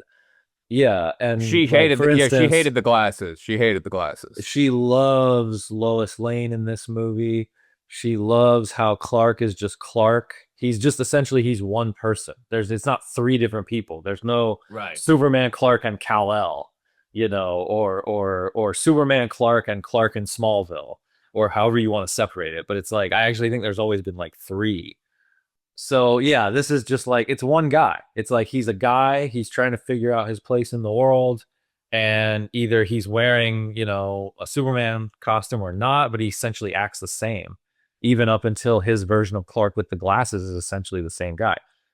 Hazel, my wife, loves that. She thinks that actually is a more modern kind of version of the character. I think it works well. You could throw her that whole 18,000 year thing and see what she thinks about that. See what she thinks about that. But I do like it. I like the jokes that they put in when you get to talk about, like, when he's going to say, like, oh, what does the S stand for and this and that, and she goes, oh, I think you should maybe call it, and then the mic, the mic feedback comes in. Like, I had to take that in context of this is the year 2013, and we've seen a billion fucking jokes since then and now. And yes, there was a few before, we get it, but now after that, it's been Parks and Rec jokes throughout all these fucking series every fucking time. So I didn't give it a little red strike as going like, okay, I've seen the fucking jokes, get over it. It's their 2013. Probably they didn't do the 2014, 15, 16, 17, 18, 19, 20, 21 fucking jokes that we've all seen 1,000 times. I'm like, okay. Within the context of when the movie came out, I was like, yeah, it works. I liked it, and I gave it those. Hazel loved Lois. She liked that Lois was smart. Lois was essentially ahead of the curve. You're right. She figures out who Superman is, and yeah, and she's smart at every aspect. When the boss called her, she's like, oh, FBI is here. I've got to get out of here. I got to do this. Like she doesn't sit around being flippant in any way whatsoever. Yeah. Yeah, so S is a symbol for the house of L, which means hope. That's nice. I mean, I wanted to ask you, was that always in the lore that S wasn't Superman, like from the comics? Because I mean, it's an S to us, and we see Superman, so we always thought it was an S until this movie, when they go, no, it's not an S, and it's like, okay, you're pointing that out, and I was like, are you doing this to like appease some comic book people that know that the S really means hope, and you have to have this exposition that says this? Because to everyone else, the S is Superman. Like, you walk around to the street today, you put a microphone in somebody, what does the S on the front of Superman stand for? They're all gonna go, fucking Superman, moron. Like, was there a reason that they put that in this? I think that's something the comics have played around a little bit with over the years, and I think that's the most common interpretation, though. That the S is the symbol of his family on Krypton, so it's like essentially like a family seal or a family crest, and so it gets put on his clothing. Then how, if it's a family crest, is it in the fucking spaceship from fucking thousands of years ago that got to the fucking planet Earth? Okay, we got some problems here, my friend. The one version that I actually really like of the S is the idea that it's actually like a Kryptonian planetary flag. Then I go for it. Yeah, they've had a planetary unitedness for fucking 18,000 years, and they're all behind that, even though no flag has ever lasted here in the world for 18,000 years. But whatever. Kryptonians, they're different. Okay. So they also point out that Earth's sun is younger, so he's going to be stronger, right? Okay. They've known this because they've known this for 18,000 years because they sent out all these ships. Then why the fuck 18,000 years ago did not all of Krypton go, you know what? We shouldn't be living on this shitty planet. We should, 18,000 years ago, because we sent out all these scouts for They built all these ships and sent God knows how many out for whatever reason. Why, when you go, you know what? We just found a super planet where we can all be super beings if we decide to move to that planet. And we sent all these scouts out for some reason 18,000 years ago. Why don't we just go do that? This is the problem that happens when you start explaining too much and you don't go into it enough. That's the one thing within this movie. That thing being there for 18,000 years, you go, okay, you're trying to explain everything, but you just gave me so many more questions that are not being answered. I know you're trying to answer all of them, but that one right there goes, it's just opening too many. That really bothered you. That 18,000 years. Yeah. But don't bring that up. Don't give me that. Go, this landed, this was Clark's ship that landed, and make us, and doesn't have to be in the ice. It could be over here in fucking, where it could have been the little baby thing he landed in. Yeah. The original found a way to do that, hey. You know what? I think it's an interesting question, because what you're actually drawing to is this idea that this movie's less magical. This movie's more technological. It's more science fiction. Yeah. Less fantasy than Richard Donner's version. Richard Donner's version was the crystal that grows the Fortress of Solitude just magically, and it glows and it just gives you a signal. And this movie is, he's a young man, he's confused, he's lost, he's hitchhiking, he's working on a fishing boat, and he's up in, the North Pole. It's trying to be the Iron Man age. It's trying to do what Iron Man did. It's trying to bring everything into here's the reality of it, which I like when they do that. But if you do that, you can't have one hole that a pin could be put in. Because if you leave it up to magic, people will just go, oh, well, there could be some magic stuff and lore and sure. But if you go, we're grounding everything in reality, then the audience is going to look at that and go, oh, really? Are you? This episode is brought to you by Shelfie, the world's first fitness tracker for your snacks. That's right, you've counted your steps, your calories, even your REM cycles. But who's counting how many times you open the pantry at 11:30 p.m. just to check on the chips? Shelfie sticks right inside your snack cabinet and tracks your snack habits with precision shame technology. You'll get push notifications like, hey, we saw that. That wasn't protein. Or, third visit today. Are you emotionally okay? Shelfie doesn't judge, but it definitely keeps score. Go to Shelfie Trackers and use promo code Andrew and Greg and get a free emotional support sticker pack with your first order. Shelfie, because sometimes the biggest lifts happen at the fridge door. One thing that I love about this movie, though, and this is something I've come to really appreciate as the movie ages, because I think the movie has actually aged very well. I agree with that, 100%. Yeah, it feels like a movie that could be made today, Yes. I mean, this is a 12-year-old movie at this point, so, but I think one reason why it holds up so well is because the entire, last hour of the film is just wall-to-wall action. It's all action, yeah. I mean, it is just, fast-paced, action-packed. I mean, this thing is just break of your neck pace. And when what I found is when I want to watch a movie that is action packed, where I'm I kind of want to just check out, turn off my brain. I've had a hard work day or whatever.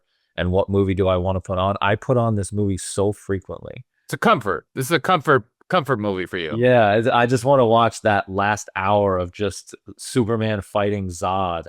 I mean, the way that Zack Snyder was able to bring to life, Kryptonian action, where it's two superpowered characters fighting each other. And, there's that whole action sequence over Smallville, and it's the little main street, and there's fighter jets, and there's explosions, and there's hand-to-hand combat. And, he's learning how to be Superman. Well, that's the thing I want to bring up too. The Superman, the flying moment when he does that, and that becomes his that's the Spider-Man sequence where you're learning what you can do, and I think that was done. I think that was done really well. Okay, with that, you got to explore that in the way that I like the original Edward Norton Hulk when he was jumping around. I did the way that they explored him going, oh, I can now, this is I've leveled up. Yeah. You know, I thought that was really good. It was exciting for the audience. The shot of his fist with all of the rocks starting to swirl, and he's altering the gravitational pull, and he's about to fly. And I always thought that that was actually one element of a Superman, mythology, where I thought that is really cool. That it's like the idea he starts to alter the actual objects around him. I thought that was very cool. There's one moment when Zod flips him around, and I was like, as an editor watching this, I was like, did I see an eyeball? And then I went back, paused it, went frame by frame, and noticed that it went, and then it does come up to one shot of a blurry eye, and the next shot is his eyeball, and it encompasses the entire frame. And his eyeball, you can see red inside of the eyeball. And then the next frame is a blurred shot of the Superman S house of whatever the fuck it is. And then he's being kicked further away. And that one frame of just the eyeball, I was like, oh, they paid such close attention to this CG flying around this, and then there's one shot of an eyeball, and I really liked it. And I would say 20605. Go look at that. I'll screenshot and send you the shot. That's great. It speaks to what I said about just the intensity of the action and what he's able to create, and the attention to detail. Yeah, it was really good. And I know we're gonna have to skip over a bunch of stuff, but I do like the general in this a lot. I like the tension back and forth between them the entire time. And then there's again other certain weird things that don't make sense, like he's standing next to the general after he's in the Sears thing and he gets blown out, and I like that they all put their guns down, they have the thing, and then he just flies off into the sky super quick when these guys are standing like inches away from him, right? They're inches away, and he goes flying into the sky.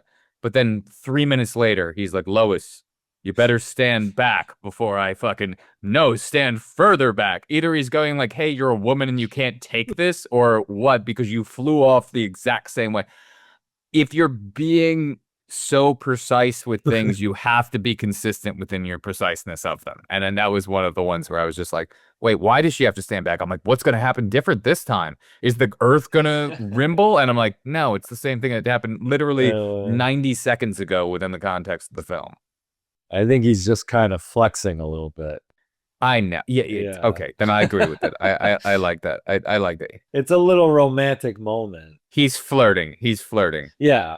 I'll tell you this. I appreciate those moments because they are so few in this movie. The little moments that do flesh out the story, like the flirting that they do. All right, so now that we've got this far, we're running out of time, so let's get to the end of the movie. We're trying to keep this concise. We're getting to the end of the movie. Let's get to the end of the movie here. Well, I just wanted to ask you directly, what do you think about the neck snap? The fact that this movie culminates in Superman killing General Zod, and not only that, but in a, pretty intense way. Okay, my thought process on that is people on Krypton really like neck snapping because Zod's sidekick, female, I don't know her name, but the one who wears the bubble on her head the whole time, she neck snaps a human. And I don't know if you noticed in that sequence or not, but the person who saved Lois from flying out the back of the plane, they had the Wilhelm scream in that person flying out. But that was the first neck snap that I noticed in the movie. And yes, at the end, when he did do the neck snap, I did feel a little bit let down of the fact of going, okay, so you flew through the sky, punched this person harder than anyone could ever be punched. You punch them, they go 40 city blocks, and you do it over and over and over, and you guys are doing this. But then very easily, like when they started fighting like humans inside of whatever, some sort of non-Grand Central Station type, maybe it's the Penn Station or whatever. But they're fighting in there, and then they start fighting like humans. So it was like every punch prior to this, you're flying back 50 blocks. Now you're in here fighting like you're in a UFC cage. And then you get to this little, like, I'm holding you in a little neck thing. And I didn't think that was going to be the end at all. So when it was just click, I was just like, really? You could have just done that from the beginning. If that's all you need to do is that the one, weakness of Kryptonians is they just have a really, small vertebrae that's just, that's the way to kill them. And that's all you need to know from then on. You could just have, Hulk Hogan come in and just be like, "Oh, Superman, yeah, well, when I put you in my chokehold, click, you're done." Um, yeah, that's kind of what I felt. And I felt it might have been like I said, it was a little bit silly that the family didn't just run in the opposite direction of the eyes. And I was thinking the whole time, so Zod's eyes are shooting directly ahead. And again, they put this in the context of reality. So I'm just like, if somebody's holding your head, you can move your eyes from one side to the other.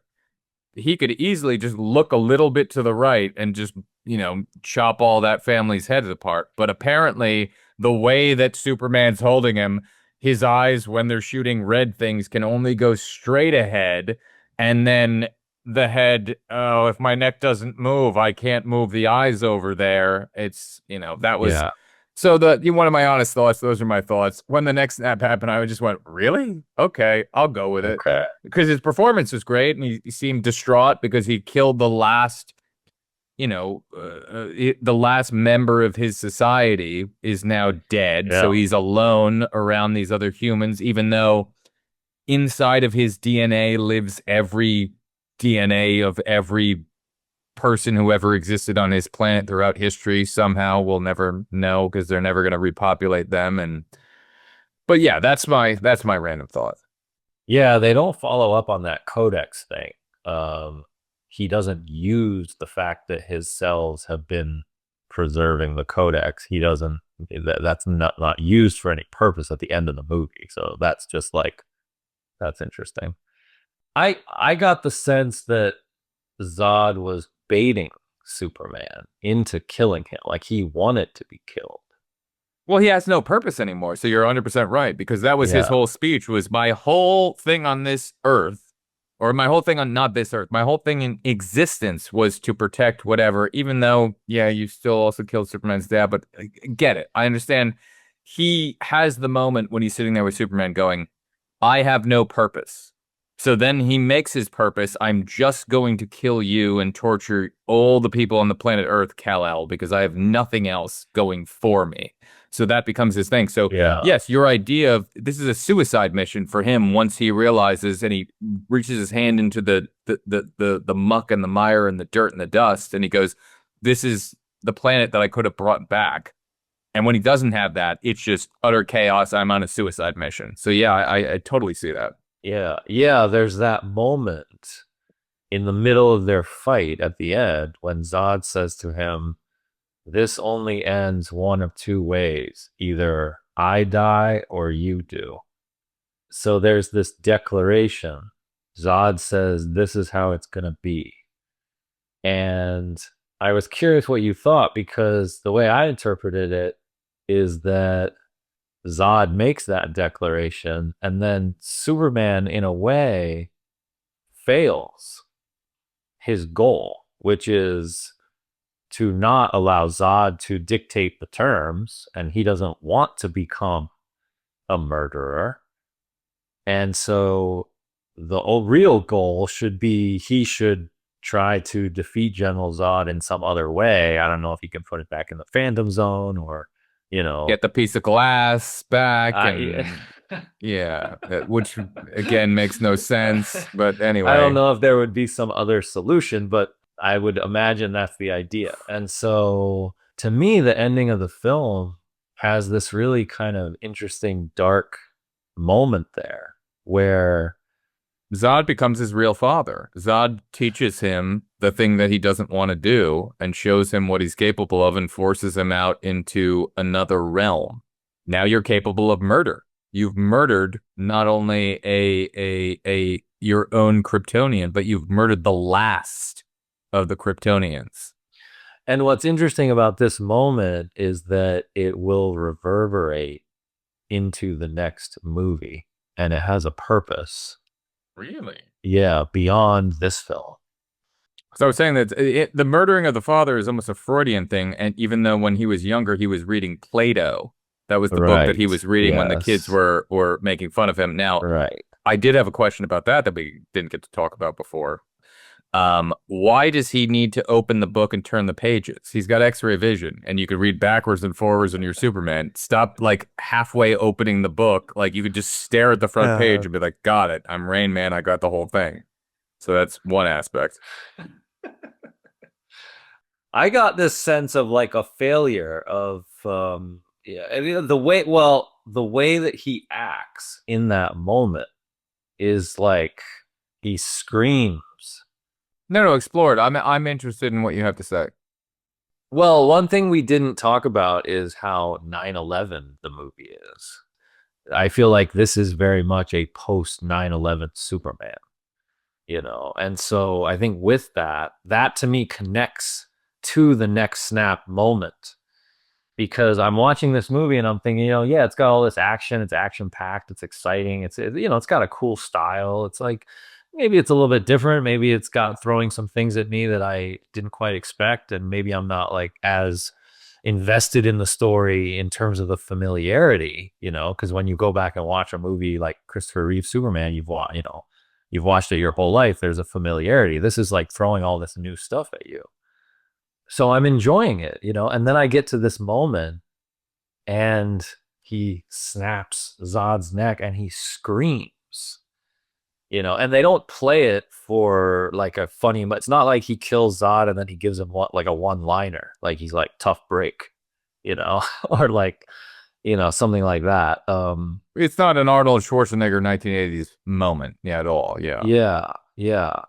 He snaps Zod's neck and then he screams like in pain, almost like a defeat. Like this is what I have been brought to, Yeah, he destroyed his entire last lineage of the society that he came from. Imagine you destroying the last human being on Earth, and now you're the last one left. Yeah. And Hazel kept saying to me, I can't believe he did that. Like, I can't believe he's going to go against his own race and he would be willing to actually extinguish like all the other Kryptonians. I'm so glad he did. Zod was a dick. What's he gonna do? Hang out with Zod for the rest of humanity? He's just gonna sit there and be like, "Oh, Zod, we're gonna hang out and just fight every day." Like, no, you gotta kill Zod. Yeah, that's a whole other thing. Because then I said the same thing to her. I was like, "Yeah, but it's not like you could play cards with Zod and be like, "Hey, we're gonna be drinking buddies." Zod's a lunatic.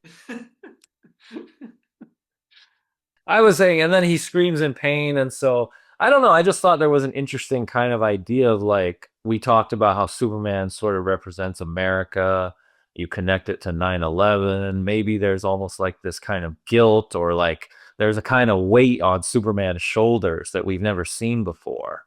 And, in the climax of the film, in this finale moment, there's this real darkness to it. And it just kind of struck me that, this is a Superman movie in the 9/11 era that ends in this kind of dark way. And doesn't quite leave you with a feeling of like, oh, wow, I just saw a Superman movie. It doesn't leave you with this happy feeling. It kind of leaves you with a weight. That ending Zod scene definitely leaves you with the weight. I think they had to put the ending of him putting the glasses on and coming in to give you the lowest moment, which alleviates that. But I definitely did have a 9/11 feel with all the buildings falling. And I think they did something very specifically. None of the buildings falling actually fell the way they would, which is like collapsing upon themselves when you took down the stuff. Every building fell to the front. And they had like 5 different buildings fall throughout the sequence. And I remember thinking that specifically, going like, are they doing this for the 9/11 reason? None of them looked like a 9/11 building falling, collapsing into itself, and a bunch of smoke coming up.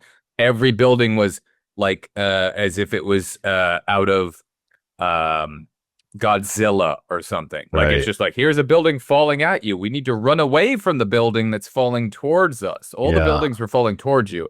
And I thought that was a very deliberate, let's not have anybody triggered and think back to a 9/11 moment. And I thought that struck me as being very deliberate. Yeah. I guess for me, I just end up reflecting and thinking, I think I just think it was a time when things felt heavier. America was reflecting on that on 9/11, and we were at war, and that was like a very serious time. And I actually kind of reflect on that in my personal life, just thinking about how our current times, this is kind of veering way off, but just how the current generation, they don't have like something like that, like a war. It was a different time. It's all that's I think all I'm trying to say.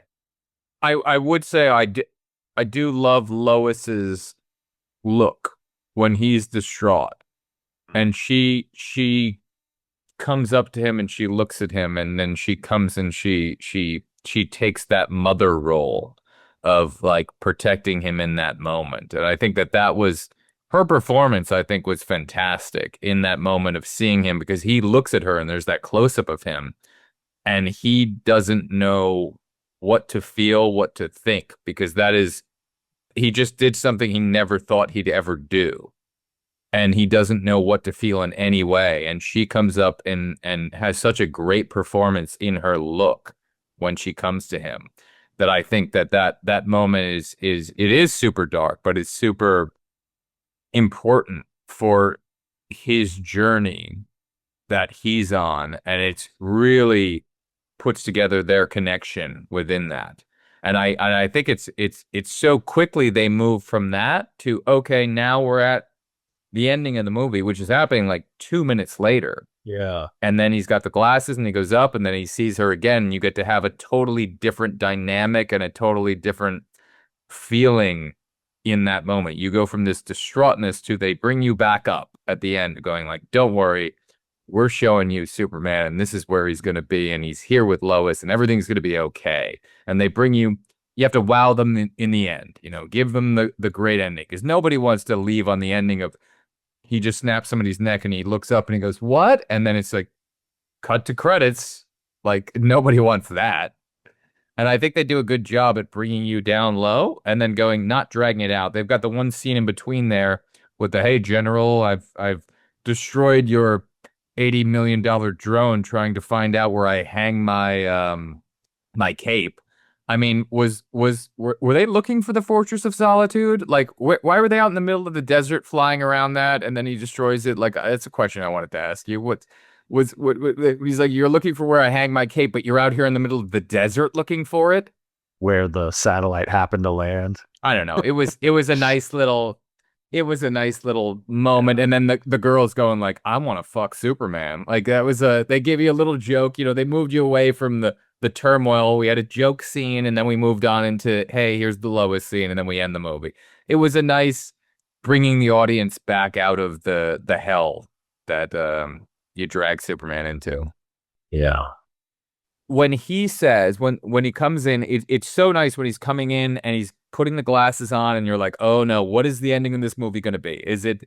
And actually, one last thing before I say what I really want to say is, in this movie, he does go to the globe for Lois, which is what I was picking up on the original one. I was saying he's working there for Lois. This one, they're pointing out, he does decide, even though he goes, Mom, I want to be there to be around this and that and whatever. He really picked the globe for Lois. He could have gone to any other news reporting place.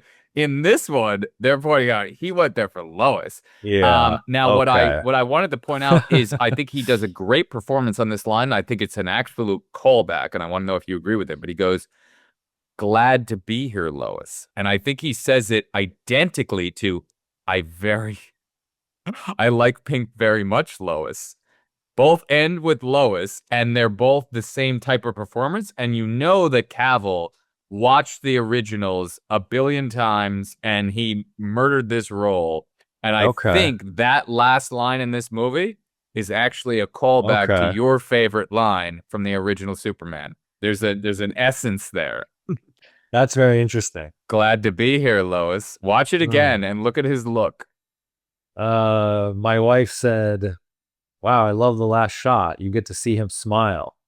So I do think there was a connection there of like the romance, you know, you finally get to see the twinkle in his eye.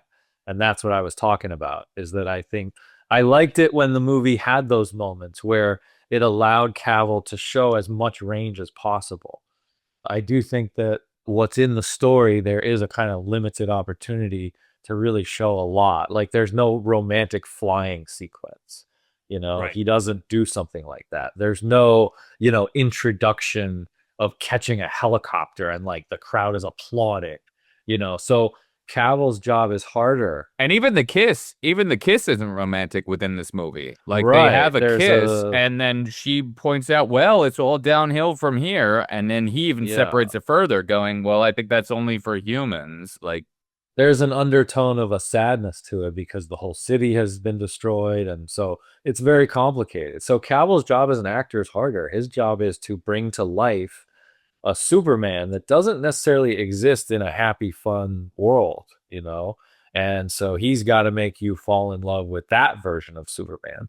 It's a very different type of character. So he's not really provided those opportunities. But when he is, like in this little final moment, you know, Lois says, "Welcome to the planet," which is welcome to planet Earth, right? yeah, it's so good. And that's why I said there's this through line throughout the whole movie where should I reveal myself to planet Earth and then wanting to feel that acceptance in return. We talked about that with Superman, that he's this character who wants the acceptance in return of humanity, right?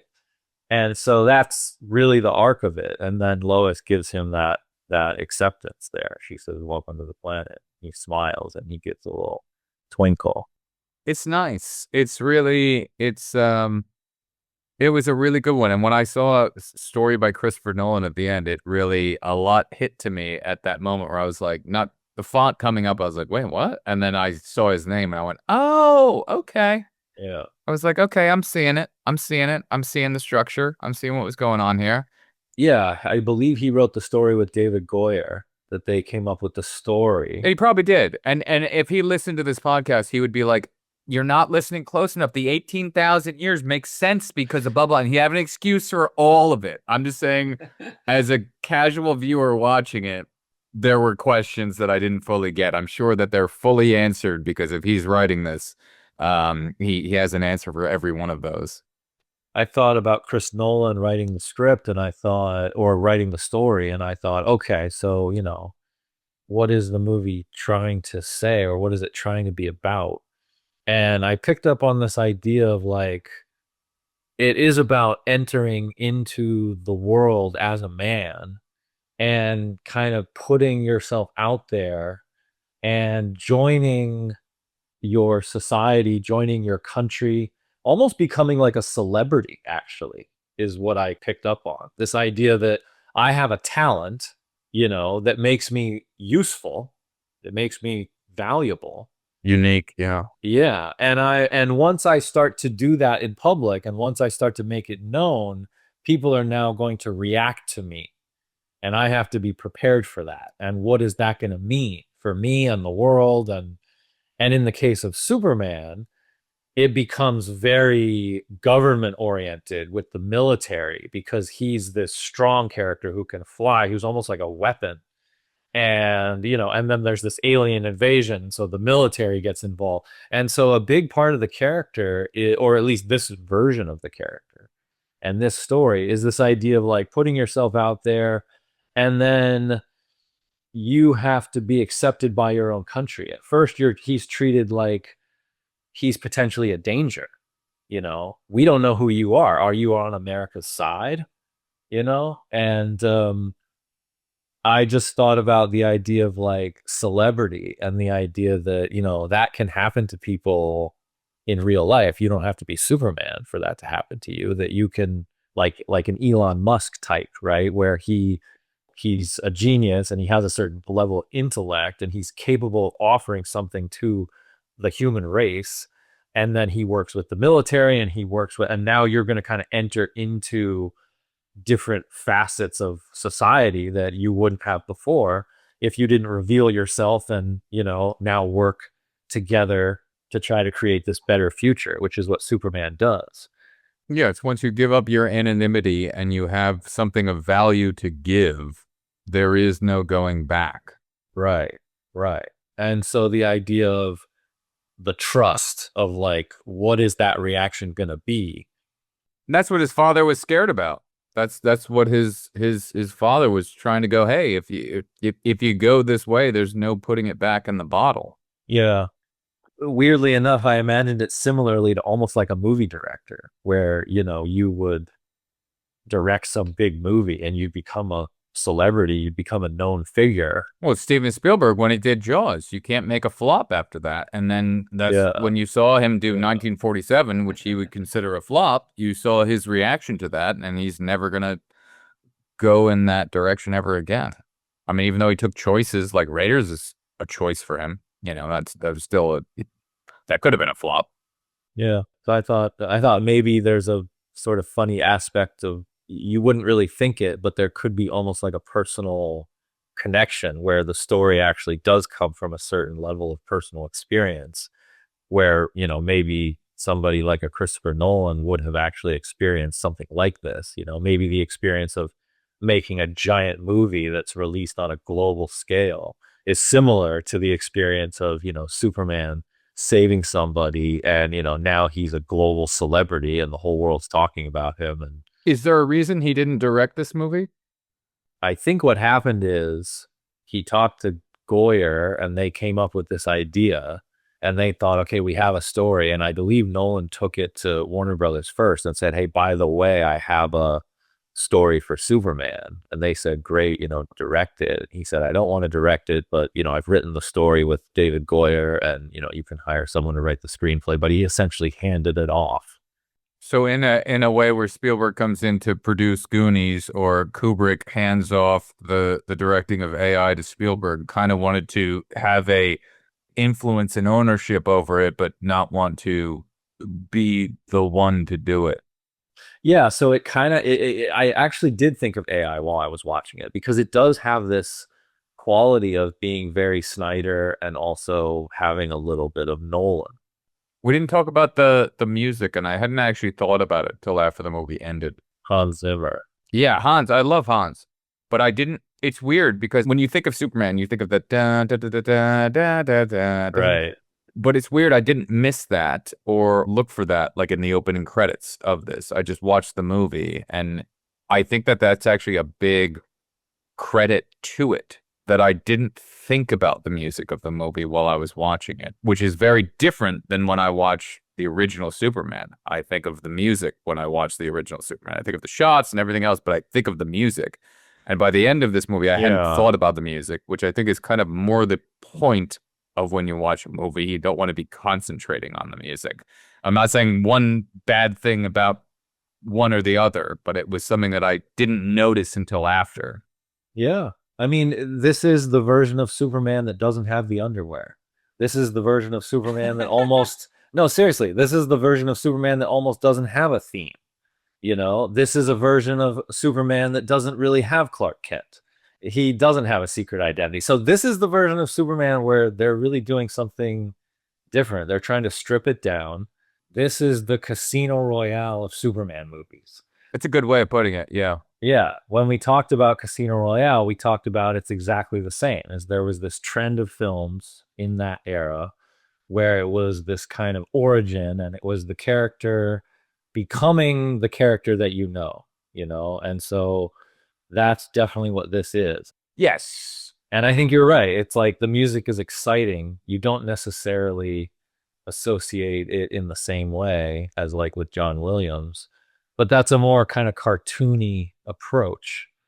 I don't know. I will say in general, that's something that I do appreciate about this movie, that I don't know if we're ever going to get a movie like this ever again. The fact that it's Superman taken very seriously.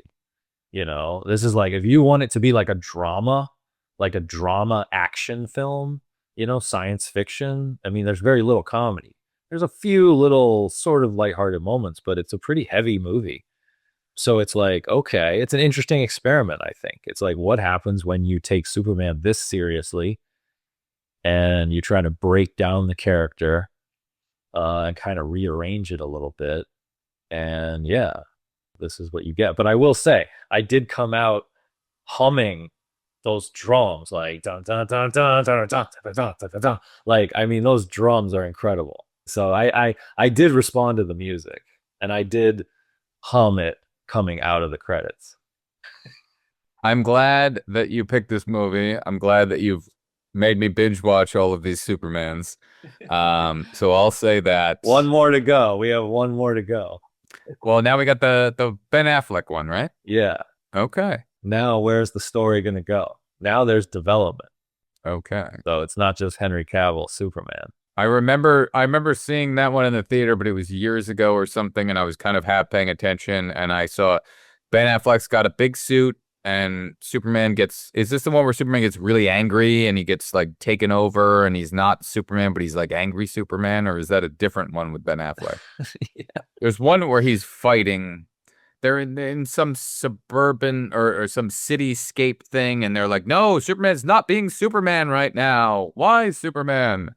Is that the one that we're gonna watch? No, I think that's the Justice League movie that you're talking about. Yeah, I have no idea. I have no idea with any of these until we watch them in a row. Got it. Okay. That's great. So I'm going to look forward to that.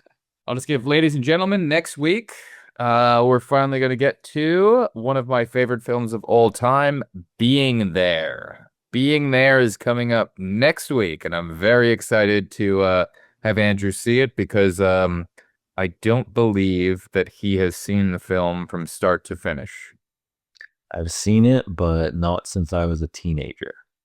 So got it. So this new formed version of Andrew, which you can imagine the 16-year-old Andrew is like baby Kal-El. And now Andrew is Superman. So Superman is now going to watch this movie, and that is a very different version. He'll be watching this through a different perspective. We'll see what I think. Thank you, ladies and gentlemen, for joining us on the next Superman that we've done here, the never-ending realm of Superman. Then we're gonna get into we'll get to see actual picks from Andrew after a certain point. Yeah. Yeah. What else am I interested in? That's true. All right. Thank you, ladies and gentlemen. Peace, brother. Yeah. I'm the break in the flicker, the cut in the edit, the blade through the credits, a frame they embedded. Light in the distance, persistence poetic. The dark is a prison, I brighten with aesthetic. No stunt doubles, I tumble through trap fights. The scripts in my soul, I control when my track spikes. Whisper in a reel, I reveal with the black light. The dark is a canvas that I carve with the flashlight. Call it a war cry, a cinematic spark. Puzzle in the shadows, a code of the art. It's Andrew and Greg and the legacy embarks. Our voices ignite and we light up the dark. I sense, by the way, this is not really for the podcast, but I sense, after seeing Joe Manganiello in a few things, I actually thought he would be a cool Superman. I actually thought he would be good in the role. Yeah, but just not in oh, I thought we were talking about Joe Mantegna again. Oh, not Joe Mantegna. Never mind. I keep messing up their names. It's too close. Two Italian names. I don't know. They're very close. Okay. Oh, yeah.